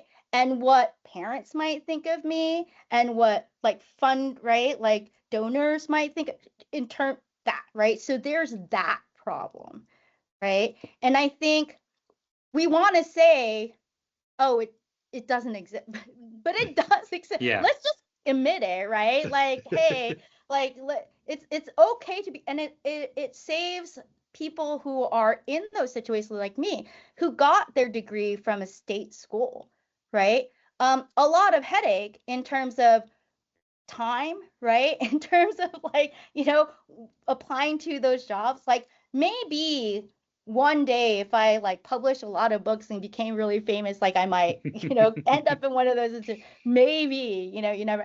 But it was very unrealistic, I think, of me, very naive of me to think that I would be able to get a job, right, with my degree background at like an Ivy League institution, right? Especially because there are Ivy League, right? Like people with Ivy League PhDs who are applying for these jobs too, right? But what's interesting is I think it works the other way too, right? Because I think there are some jobs that might not hire Ivy League degreed candidates, right? Because they're looking for someone who's not interested in simply using a certain institution as a stepping stone, right? There, it's like it might be a teaching institution where they're like, we're interested in someone who really wants to be at this university or this college and not going to be leaving us a year later and so on, right? So it kind of goes both ways.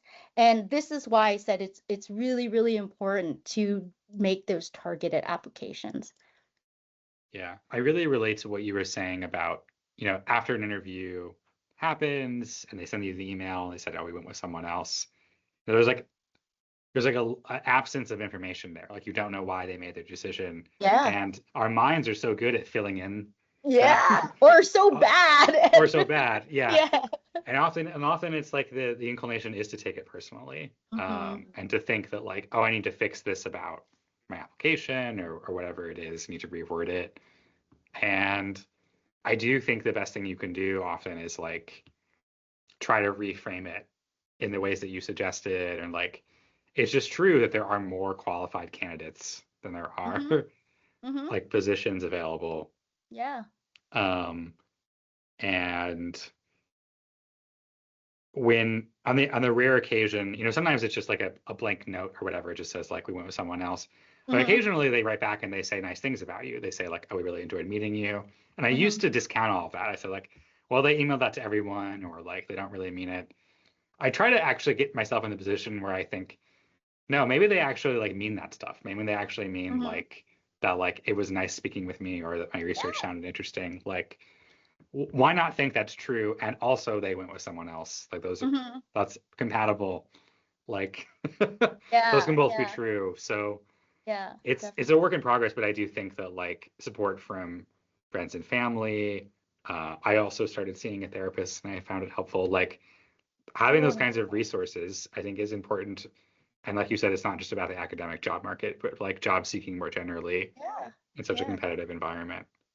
Because it definitely helps you keep perspective, right? And Yeah. not fall into that spiral of just like depressive self-doubt and things like that. So it's definitely, I think, a necessary thing to to do while you're on the job market. Like talking with friends, right? So one thing that I thought was really helpful with a therapist, right? Because some people might say, oh, talking with friends, right? I have friends too, I have family. That's really great, but how objective do you think that they're, right? Like take on how you're feeling and what you're thinking and so on and so can be, Hmm. right? And I think also, I know this sounds really horrible, but I'm gonna just call it out because it's true, right? Sometimes friends and families can be saboteurs, right? So they don't necessarily, right, give us the best advice that is for us, right? And sometimes we don't see that, right? Mm. So I think that's something to keep in mind in terms of, should I go? There's nothing wrong with seeing a therapist, right? And if you're considering, right, should I go see? It's like, yeah, you should, even if you have a good, strong family and friends like network, because they might be able to offer you a different perspective. I will say though, also it's important to find a therapist that you work really well with, right? Yeah. Because I have also had the experience where the therapist gave me some advice where I was like, no, that sounds like it would ruin my career. I'm like, why would I do that? And so, like not all therapists are great therapists also, right? So, yeah, but I think in any case, right, it's good to seek that kind of alternate perspective. And someone who's really, really close to you can't give you that. Yeah, I think that's right. I had a couple more questions for Okay, you. yeah. So one was, and this is actually how we met in terms of like the book symposium, and like Yeah, so yeah, you started and you manage your own journal, the Journal for the uh-huh. Philosophy of Emotion. I'm Yeah. very curious, like what motivated you to start the journal, especially in sort of as like an early career Mm-hmm. like philosopher, and like what your experience has been like managing it. Like, I don't think I know anyone else who was like at your stage of a career who was like, I'm going to start my own journal. I just want to hear more about that. So I think to a certain extent, I will say part of it is my ADHD, right? So we are ADHD people. We're like high energy people, right? So we just love doing a lot of things, right? The other thing was I was, like I said, like on the job market, and so I had to move a lot, and I was actually disconnected from a community, right? And so I was thinking, and also I was thinking of like where to publish, because when when you like hit the job market, people are like, okay, you gotta publish, right? And I was thinking, oh wait, so how do we do the publishing thing? Like what? And I noticed that there were no journals of philosophy of emotion, right? Like during that time, I was just like, where are all like where's that specialty journal? So that didn't exist. So I noticed that there was a missing, right? A missing element. There was a niche to be filled, Yeah. right? And then I also didn't realize how difficult, like how time consuming. It was after I started that I was like, oh, now I get why people didn't start one, because we spend a lot of time helping other people publish, right? Yeah. But then it's like, well, what do we get for the publishing of like helping other people publish? Thankfully for me, right, I'm at an institution that considers my job and starting the issues of the journal to be part Mhm. of my publication, right? So it's not actually Oh. considered service work. Yeah. And the reason for that is also because the way, and right, the way in which the journal, the JPE publishes, we are actually very involved in the publication of every issue, right? Yeah. So it's actually very time consuming for us. And it's an independently run journal where we like typeset everything, and, like we don't have other people do that. So that's why they consider it a part of like my publication work. So And so yeah, so one of them was there was a niche that was meant to be filled. I'm just a high energy person, and when I graduated, right, when I finished my PhD and stuff, I honestly I thought I was gonna conquer the world, right? Because I was just like, I was, I mean, I had spent so much of my life trying to get this PhD, right? That Yeah. I just felt like I just right like climbed the top of Mount Everest, and I now I could do anything, right? And we had a lot of support at the beginning, but the problem is the prestige again, right? The prestige factor, because lots of times people are told, right, you need to publish in a tier 1 journal, right? Like don't, Right. and like the JPE isn't ranked at all, right? It's like so it was kind of difficult in terms of getting quality articles, like people wanting to submit papers and things like that, quality papers, which is why we actually transitioned to book Oh, symposiums only, because book symposiums now there is a lot of interest in book symposiums because the way that we do the book symposiums, it tries to push the discourse, right? Beyond whatever book it is that we're talking about has focused on, right? So I think there's a lot of people who actually read it for research ideas, right? So like, oh, how can I? And I think that we have a lot of commentators. So you were a commentator in Sophie Grace Chappelle's book symposium. And I think a lot of commentators, after they participate in the book symposium, they actually move on to take what they wrote in their commentary and create a like write a paper, a full-blown paper that's kind of inspired by that, right? So it contributes to furthering research, and then it helps authors in terms of being able to market their book, right? And yeah. like build interest in the book. So book symposiums are a lot easier in terms of getting people involved and interested in participating in them and producing quality work in them.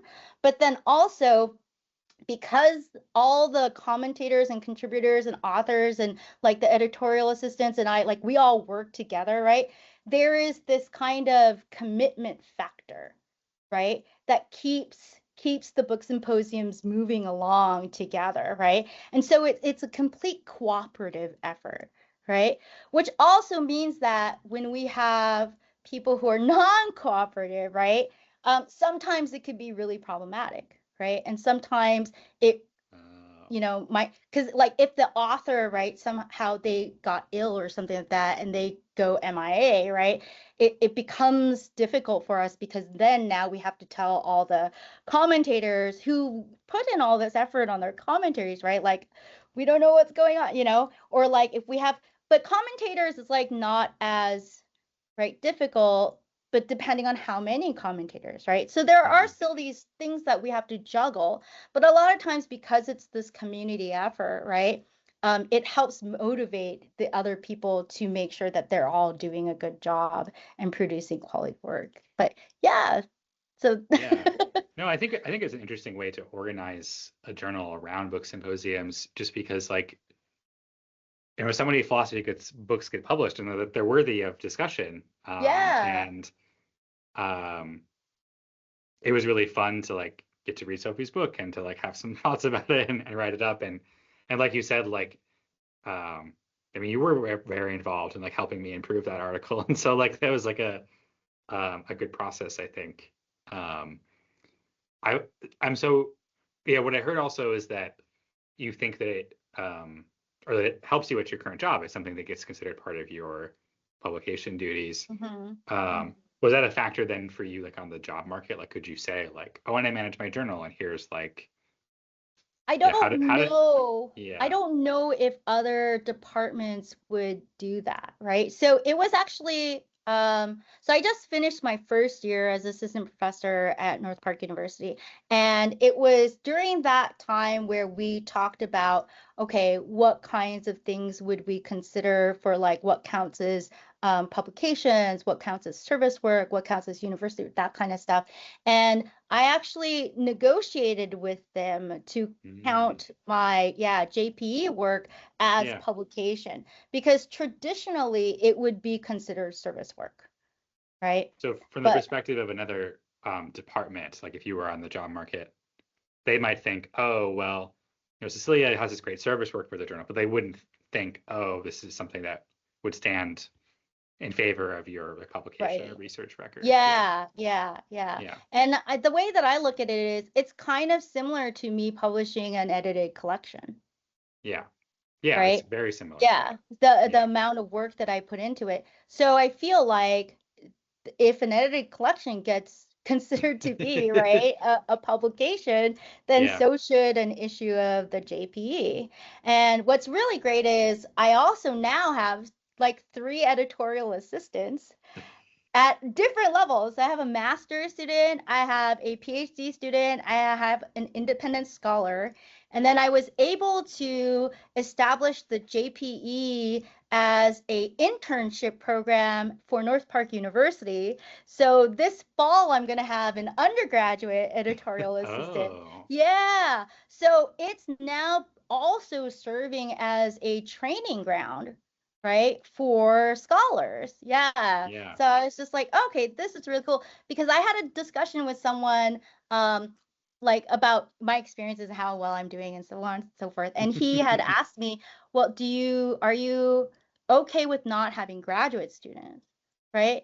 And I was just like, yeah, I'm completely fine with it. Not, I mean, I think I would enjoy working with graduate students too, right? But for me, I'm Yeah. like, it doesn't really matter if they're graduate students or undergraduate students, right? Like I still have high expectations and I try to train them in very similar ways, right? Yeah. And so I'm like, yeah, and then I was just like, and I have the JPE where I have like a range of students, including graduate students that I work with. So it's to me, it's not like a loss to not, teach Yeah. graduate students.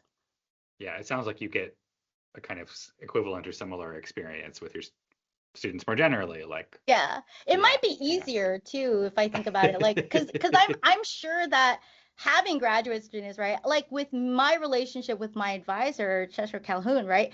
Mm. Like I'm sure that there's a lot more work that she did as my advisor, right? Like Yeah. in the backgrounds and stuff like that that I am not aware of, right? That like right? That I have no idea currently what that involves because I don't have graduate students, right? But a part of me is like, I'm okay with that, right? I'm okay with that. And I won't say that I will never have graduate, maybe, right? Like I do say to myself, like, so I love North Park University, right? Like I love, like working at there, I like, it's for me currently based on my experiences, right? It's like my ideal institution, right? Like currently. Like, and I don't know what's going to happen like 10 years from now, 20 years from now, who knows, right? So, like, maybe I might transition to somewhere else. I don't know. But, like, one thing that has always guided me in not just my like career, right, where I search for a tenure track job, but just life in general, right, is just it's not money, right?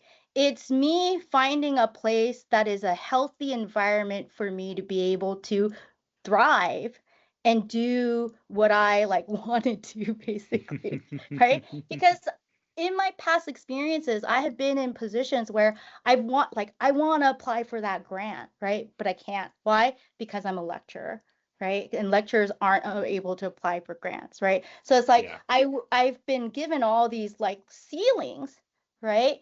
And at North Mm. Park, they're like, hey, you could do like whatever you want, kind of, right? Like as long as it helps the university and it helps the department and things like that. I'm like, I can try new programs, I could propose new things and right. And I feel like it's not so huge that I just feel like a cog in the wheel. Yeah. You know what I'm saying? And I like really feel like I'm making a difference, right? And that's like what keeps me going, right? That's like what Yeah. makes my day.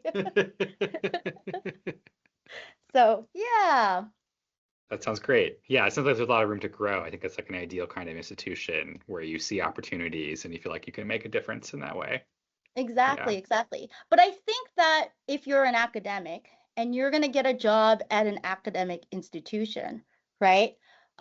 Your ability to grow at that institution is only limited by what you are willing to do, Mm. right? So we kind of talked about this off screen, right? But like Yeah. like an institution, an academic institution is like a little city, right?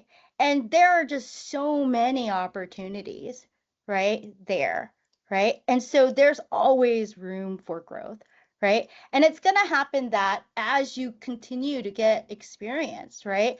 Your people are going to give you opportunities, right? And it's up to you to decide, do I want to take it or do I not want to take it? And I think this decision, the important thing is, number one, don't bite off too much, right? Like more than Yeah. you can chew, right? Because the one thing that I think you really want to stay away from, right, is ending up having a reputation as an unreliable, like, academic, right? Or a Yeah. professional, right? Or a colleague, right? So like people sometimes feel bad about saying no, and so they'll say yes to something, but then they end up not being able to follow through, right? Because they just feasibly cannot, because they're just committed to too many things, right? So I think this is like really, really important in terms of understanding one's limitations and opportunities that they are able to like grab onto, right? Like don't try to reach for too much, right? But I think also it's important not to hold yourself back, right? Out of Right. fear, right? So like if someone says, hey, you might be great at this, and you're like, oh, I think maybe, but no, I don't, so it's like there's that thing where like we paint a picture of the possibility, right? And we let that picture of the possibility sometimes hold us back, Yeah. right? But the reality of that opportunity might be so different once you're like actually living it, right? That one might have just given up, right? A really great opportunity, right? Because of what they simply imagined, right? So I think in these kinds of cases, it's really important to just be like, well, can I do it?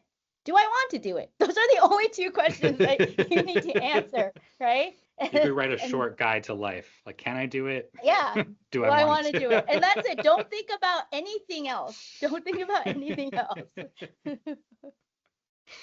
That's great.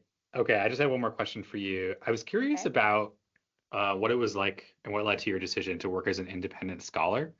And so maybe this involves saying a little bit more about your sort of Yeah, my path, but also maybe trajectory. sort of like some of the lessons you learned along the way in terms of making decisions about what kinds of jobs you were applying for or willing to do. So I just wanted to, if Yeah. I could just say more about that and So how it affected you on the job market more generally, that decision. Yeah. yeah, so as an independent scholar, for those who are not aware, though that just means that you are someone who is on the job market and that you're working on your research and you don't belong to any kind of institution because you graduated from your educational program and you're not yet hired into another institution. So this means like when I was on the job market, right, I had jobs at various institutions, and oftentimes as an academic on the job market, you have short-term contracts, right? So you have like 1-year contracts or 2-year contracts. Sometimes they're renewable, sometimes they're not renewable, sometimes they're adjunct positions, sometimes they're lecturer positions, and so on. And so you have to kind of go with the flow in terms of what you can get when you're on the job market, right? At least I would say if you don't have that much experience at the beginning, right? Starting off, take whatever you can get, right? Take whatever you can get. And then once you are at a point where you are become a highly competitive, right, candidate, then you could start getting a little bit more picky. And I would say, right, being picky in terms of what opportunities give you the experience that you need to become a more competitive candidate, right? That kind of stuff. And what are you qualified to do as well, right? In between, you are then an independent scholar. And the way that I approached my independent scholar experience is this. Thankfully, I had my mom. Who every time I became an independent scholar, I moved back home to live with my mom, Yeah. right? And so I was able to achieve financial stability in that way. And also, a lot of times when I was an independent scholar, it was between jobs so that I had just ended one job and I didn't have a job yet, which meant that I was able to apply for unemployment, right?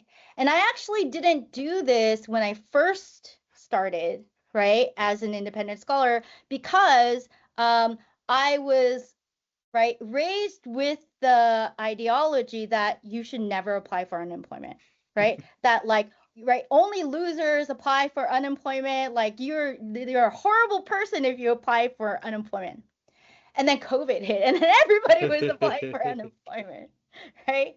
But it wasn't until like everybody was applying for unemployment that I realized there. So my background is like working class background, right? Like I said, my mom, she has like an elementary school degree, right? She doesn't even have a high school degree, and she was the seamstress her whole life, right? And Wow. so like coming from a working class background, I realized, oh, we're told never to apply for unemployment, right? Because the idea is if you are working class, then you should be able to get a working class job fairly quickly if you lose another one, right? So you Mhm. shouldn't apply. And then we also don't drag down the unemployment like insurance stuff, right? Okay. However, I started listening to like NPR and stuff like that, and how other people who are not from working class backgrounds navigated unemployment. And they took unemployment as an opportunity for them to refocus on their career, and to use that time for them to, gain experience or do something like that to get leverage back in the job market, right? So they had no qualms with applying for unemployment, right? They were just like, oh, I'm going to apply for unemployment, and then I'm going to use that time to do all this stuff, right? And so I was like, that's what I'm going to do, right? So when I was an independent scholar, right, during those times that I was able to apply for unemployment, I was like also applying for other jobs, right? But I was getting unemployment and I was applying for jobs while also working on my publication, right? Because I knew that that was what I really, really needed to work on in order to make myself very competitive on the job market, right? So I was like, it's my like federally funded fellowship, right? I was like, I didn't get this fellowship from this institution, but hey, I got a federally funded fellowship, right? Yeah. And then there are times where my unemployment ran out, right? And here's another thing that they don't tell you. So people say there are all these people that are uninsured, health-wise, health insurance, right? No, like if you don't make any money, you qualify for Medicaid, right? If you make under, so it depends on the state that you're in, right? If you, and I did not know this when I first lost my job, right? So when you apply for, you like qualify for Medicaid, and honestly, while I was an independent scholar on Medicaid, it was, I will say, some of the best health insurance that I had, because I had absolutely no copay for anything. I was able to see the doctor whenever I needed to. I think if I had major health problems, it would have been even more difficult, right? But luckily, I didn't have. So for someone who just didn't have too many health problems, right? Like it was great, right? It was great. So like I didn't take being an independent scholar as something that was a negative thing, right? And I think that's like, if I could say there's like the one rule, right, that you should always follow is look on, I mean, this kind of sounds horrible in some sense, as like, what is that word that they call it? Like Pollyanna-y, right? Where it's like, look Yeah. on the bright side, right? But it is, right? It is really, really important to stay optimistic and look on the bright side of the situation that you're in, right? It's like I could have let being an independent scholar bring me down, right? But I was just like, wow, I have all this time where I could do research and publish my like, Yeah. monograph, and I could now publish my like, edited collections and so on. But the one thing is you need to do something you can show for that, Right. right? Like if you have a gap in your employment, you got to show that you did something. That's really important. I was just thinking about how this relates to when we were talking about getting like a rejection after an interview. It's sort of like, because on one perspective, you could think, well, I didn't end up with a job this year for however long. Like, you could see of that as like a failure and a rejection. But like you are pointing out, this is an opportunity for you to focus on your career in a different kind of way, like focus on those publications that didn't maybe happen because you were busy teaching. Mm-hmm. I think sometimes that can be difficult to make that kind of perspective shift, but it also seems like it's one where if you have a clear goal in mind, like Mm-hmm. this is like your field and you really love it, and you can see how the steps you're taking right now are going to help you get that job that you want eventually, Mm-hmm. the job you're preparing for. I think Mm-hmm. that's different than sort of feeling like, you know, okay, I'm going to give up now because I didn't Yeah, end up getting yeah. a I mean, job. if Yeah. you, and this is why it's another stress test, right? It's Yeah. because those who, when they're independent scholars, right? Those who decide, you know what, I give up, I'm done, right? Like I'm gonna go do something else. That means when push comes to shove, when they're in their tenure track kind of right trajectory, if Hmm. something gets really difficult, they might bail, right? Which is not what any institution or department wants, right? And Yeah. like I haven't heard yet. Hopefully mine will knock on wood go well, right? But I mean I've heard horror stories about tenure pursuits, right? Where people are Yeah. going up for tenure and things that happen and so on and so forth. And so yeah, I think I'm not sure, maybe 10 years from now. So I go up in tenure in like 3 years, so or 2 years. So Yeah. we'll see what happens. Maybe we can have another We'll conversation. do a retrospective. Like, how did it but go? but I can't, I mean I can't imagine that especially if the job market hunt is on average, right? Like it's like 9 years or something like that, right?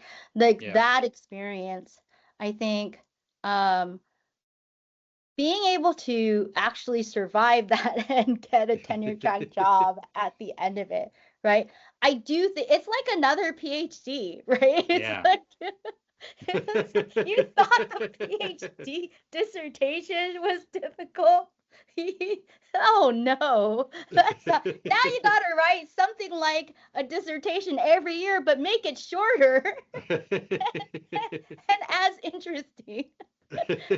Right? And then you gotta teach a bunch of people, and then you gotta do all this stuff. Yeah, Yeah. so it's like it's I won't say that I don't know if it's more difficult from here or not, but I will say that I am stronger for the experience, right? Yeah. I am stronger for the experience, and I climbed another mountain. I Yeah. feel like okay, yeah. So now that I'm going into my second year, right? So this is where it's like, so I think they do this at other institutions too, right? So just as like a foreshadowing, right? So at the first year for assistant professor, I think at most institutions, but at North Park is we're kind of given an easy first year, right? All we're expected to do is teach and then also research, right? Yeah. But like mostly it's teaching focused, right? And then after that is where all the service work and I like that see. kind of start committee work and that kind of Yeah. stuff starts happening, right? So I'm like entering into that in the fall and I can feel it revving up, but honestly, I'm like excited about it, right? Yeah. And I think it is because I have been able to successfully, right, navigate all the roller coaster ups and downs of, not just the PhD, but being on the tenure track job market. So, Yeah. yeah. How do you feel about what your future might hold now? I feel like I have had a lot of opportunities that have set me up to do some interesting research, to teach classes that I've really enjoyed. Um, there are times where, because I don't yet have the tenure track job, I Hmm. sometimes feel like, oh yeah, that means I must have failed. I don't have it yet. Yeah, But there no, are other definitely. times where I think, but look at all the stuff that I've been doing. Like I haven't Yeah. just been sitting around. I mean, I sit around sometimes, but like Well, you I've have to also in the sit meantime, around like, sometimes. It's yeah. healthy to sit around sometimes. I've also in Don't the burn out. meantime, yeah, Don't like burn out. Yeah. gained a bunch of new experience. And it's the kind of thing where if there's a question I'm asking myself, it's like, I can keep doing this, and I think that eventually, I think I might get the tenure track job. It might just take a while. Um, the question is like, is there something else that I would like to do more in the meantime that might be incompatible with that? That's a question I'm asking myself. That's more about like, would I prefer to live closer to my family? Is it really Mhm. important for me to settle in a certain city or to settle more generally in a location? Um, but right now, I feel open to continuing to be on the job market, continuing to apply for tenure track jobs, Mhm. and kind of just like revisiting the question every year. Like Mhm. this year, Mhm. do I want to keep doing that, or do I want to do something else? Whether that's some other kind of position in academia or something else more generally. But Mhm. um, I think like this is just reiterating some of what we've already talked about, but keeping in mind the length that it usually takes to land a job like this Yeah. and the way of thinking about like, I guess I didn't get some jobs that I really did want, but look what I've been doing in the meantime. Look at the choices Mhm. I've made that have helped me get as far as I am. Yeah. Mhm. Mhm. So here's something that I've never done, but have you ever gone back to see who they ended up hiring?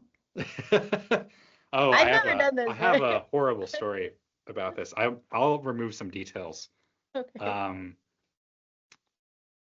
there's a particular job that I really wanted because of the Mhm. location. And Oh, okay. I didn't get the job. They sent me like it's like the nicest rejection I've ever seen. Mhm. Um, and I later found out that they hired my friend for the job, which like Okay. more like I want to be happy for my friend, but I'm Yeah, also it yeah, was very complicated. Like yeah. at the end of the day, at the end of the day, this is in a way it's like good news. It's sort of like, well, if there were never another opening there and this other person like likes me and they're my friend, that might Yeah. make it more likely Yeah, that yeah. I could get that kind of job. But at the time, it just felt like, oh, it's like horrible to know that like this Yeah. person that I like care about and respect and I think great, like, of course you should have given this person the job. They're amazing. Like, Yeah. Yeah, yeah. um, so I don't know. It was A little conflicted. I generally I don't do that, but in this particular case, because I wanted the job so badly, the curiosity got the Yeah. better of me. Yeah. It's not the kind of thing I think I would recommend that people do.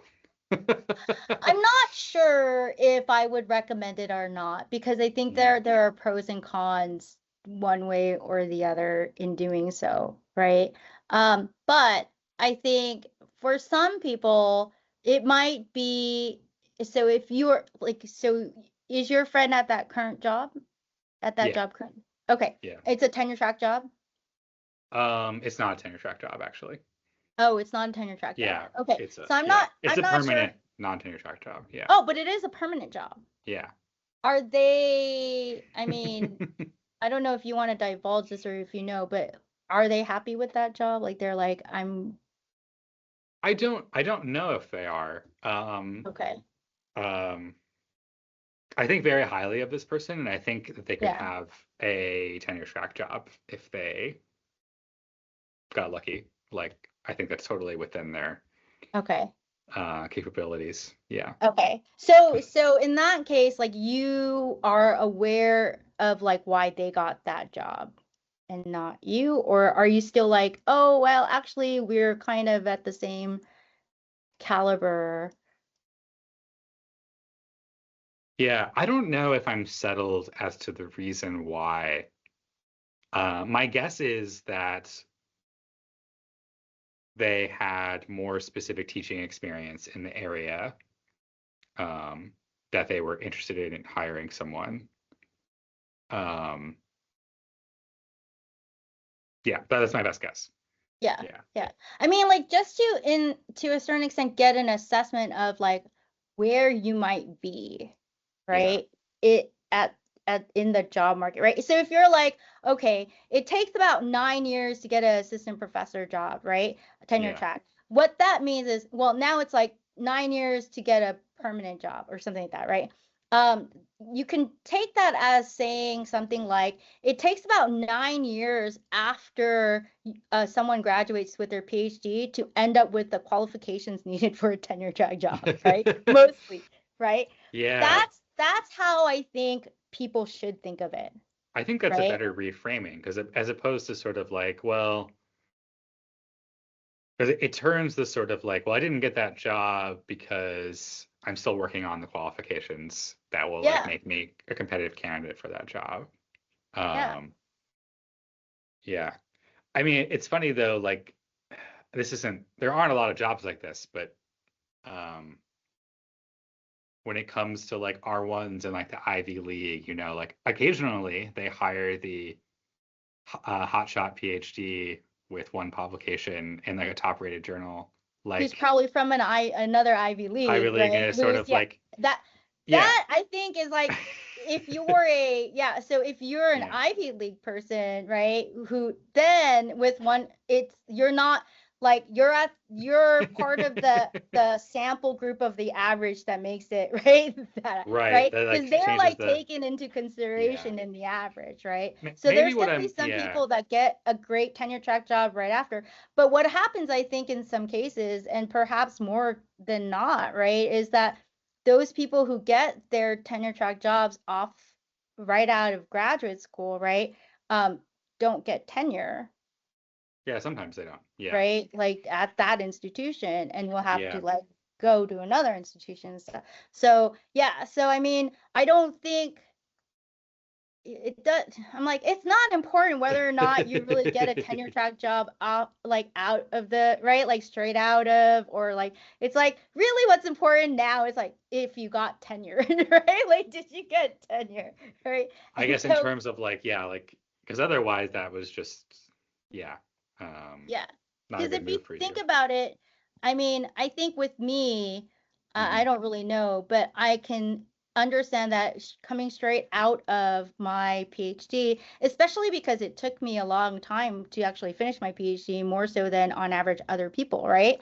Yeah. A lot of people finished in 4 years, right? So it's like, okay, well, I think the search committees probably were scared that, I don't think that she is going to have the publication record, like, Hmm. right, that is necessary to get tenure at an R1 institution, right? And given my like ADHD and so on and so forth as well, right? I'm like, yeah, that I totally agree, right? That I probably will not have the publication record for a R1 institution. I'm not, that's why I'm not applying to R1 institutions, right? Because I am, and if you have a degree from not a very highly ranked institution, right? The expectation is even higher in terms of like, you better produce a very significant amount of publications, right? At very top tier to make up for that difference, right? And part of me is like, I'm just not willing to kill myself for like an R1, right, job. Like Yeah. I know my limitations, right? And my limitations are not just my ADHD, right? I also have like other physical medical limitations as well, right? So I'm like, I try, like I said, don't bite off more than I can chew, kind of a thing. But I think that's like important in terms of, look, I don't need to make billions of dollars, right? And I also don't need to be the most famous like philosopher in the world, right? I'm very realistic, right? Yeah. About what is possible for me, and I'm okay with that, right? Because I'm still doing what I want to do, right? At an institution that I believe like, has consistent values with me, in a community that shares those values as well. Like I enjoy my student, so I'm like, Yeah. I'm in a good place that I'm happy about. And I think that that search for an R1 institution, right, for a considerable amount of candidates maybe, right, might not be the right track for them, right? Because once they get there, Hmm. they might be so, I mean, I literally know people who have, you know, left, right, because it was so stressful, right, that Yeah. they just couldn't handle it. And it's like, I don't want to have to put myself into that kind of toxic, for me, that would be a toxic environment, Just right? because the expectations you think would be unrealistic, Yeah, or at because least like, yeah, yeah, it would be an impossible mountain for me to climb, right? And I yeah. just don't believe in taking on impossible right projects. Like why would I set myself up for failure, right? Yeah, I also think it's important though to know one's value, right? Which is why like during at one point in my search for a tenure track, right, job, I decided to no longer do adjunct work, right? Because I had so much teaching experience, right? yeah, And I felt like the adjunct work was now taking away from my ability to work on my publications, right? Which is what I really, really needed to work on, right? So it started to be a cost for me. Right. And I said, you know what? And it wasn't, and they didn't really pay that much, right? So I was like, they don't. it just literally wasn't worth it in so many ways, right? That Yeah, I just stopped. But there was a point where that adjunct work was important, right? It taught me like the ability to like streamline my teaching, right? Perfect my teaching methods and like figure out like, okay, how do I time things, so on. And like getting to know, right, the material so well, right, that you could yeah, teach it without really having to think about it, right? That I think that experience was really, really important for me and it helped me improve my teaching. But after a certain point, it became a loss for me where I was just like, you know what, this is not good, especially if I'm moving all the way across the country for a yeah. one semester adjunct position. Not good. Right. Well, thank you so much, Stephen, for having this conversation with me on surviving the job market. Um, I think that I learned a lot in terms of like what current situations are for those who are candidates who are on the job market. And, I think this experience also would allow me to help advise students as well, not like graduate students, like, but also graduate students because I have graduate students and as editorial assistants, but Yeah, also undergraduate students. I think because I think this there are a lot of similar kinds of questions and concerns and like difficulties that they will have to go through, right? Undergrads will have to go through once they graduate when they hit the job market. So, and I hope that this has also helped you in terms of, yes, it's helped very much. So thanks very much, Cecilia, for inviting me to have this conversation with you. And as someone who's sort of like, yeah, in the middle of this kind of search, it's been reassuring to hear you speak about like the kinds of things that have helped you, or the kind of perspective you've taken on uh, rejections after interviews, or dealing with like, things that you could construe as setbacks, but actually are opportunities. yeah. It's been very helpful.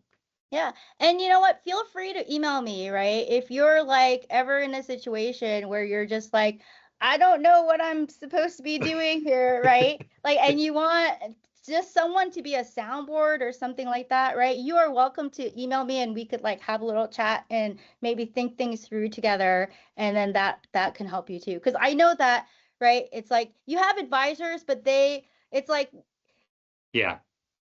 like I know my advisor did a lot of work in the background, right? But for graduate students, if people don't know, there's always this hesitation in asking advisors to do too much, right? Because we were like, should we ask I'm not sure, like, right? Yeah. So we don't want to bother. But I think that having these kinds of relationships, right, in our professional community, where people you can actually talk to and like trust and things like that, they're like super, super important. Right. So feel free to like email me if you're ever in a situation where you're like, I need to talk to someone about this and you think I can help. I'm more than happy to do so. I Right. I'll take you up on that offer, I'm sure, and I hope you don't regret offering. No, not at all. I wouldn't offer it if I think I would regret Yeah. it.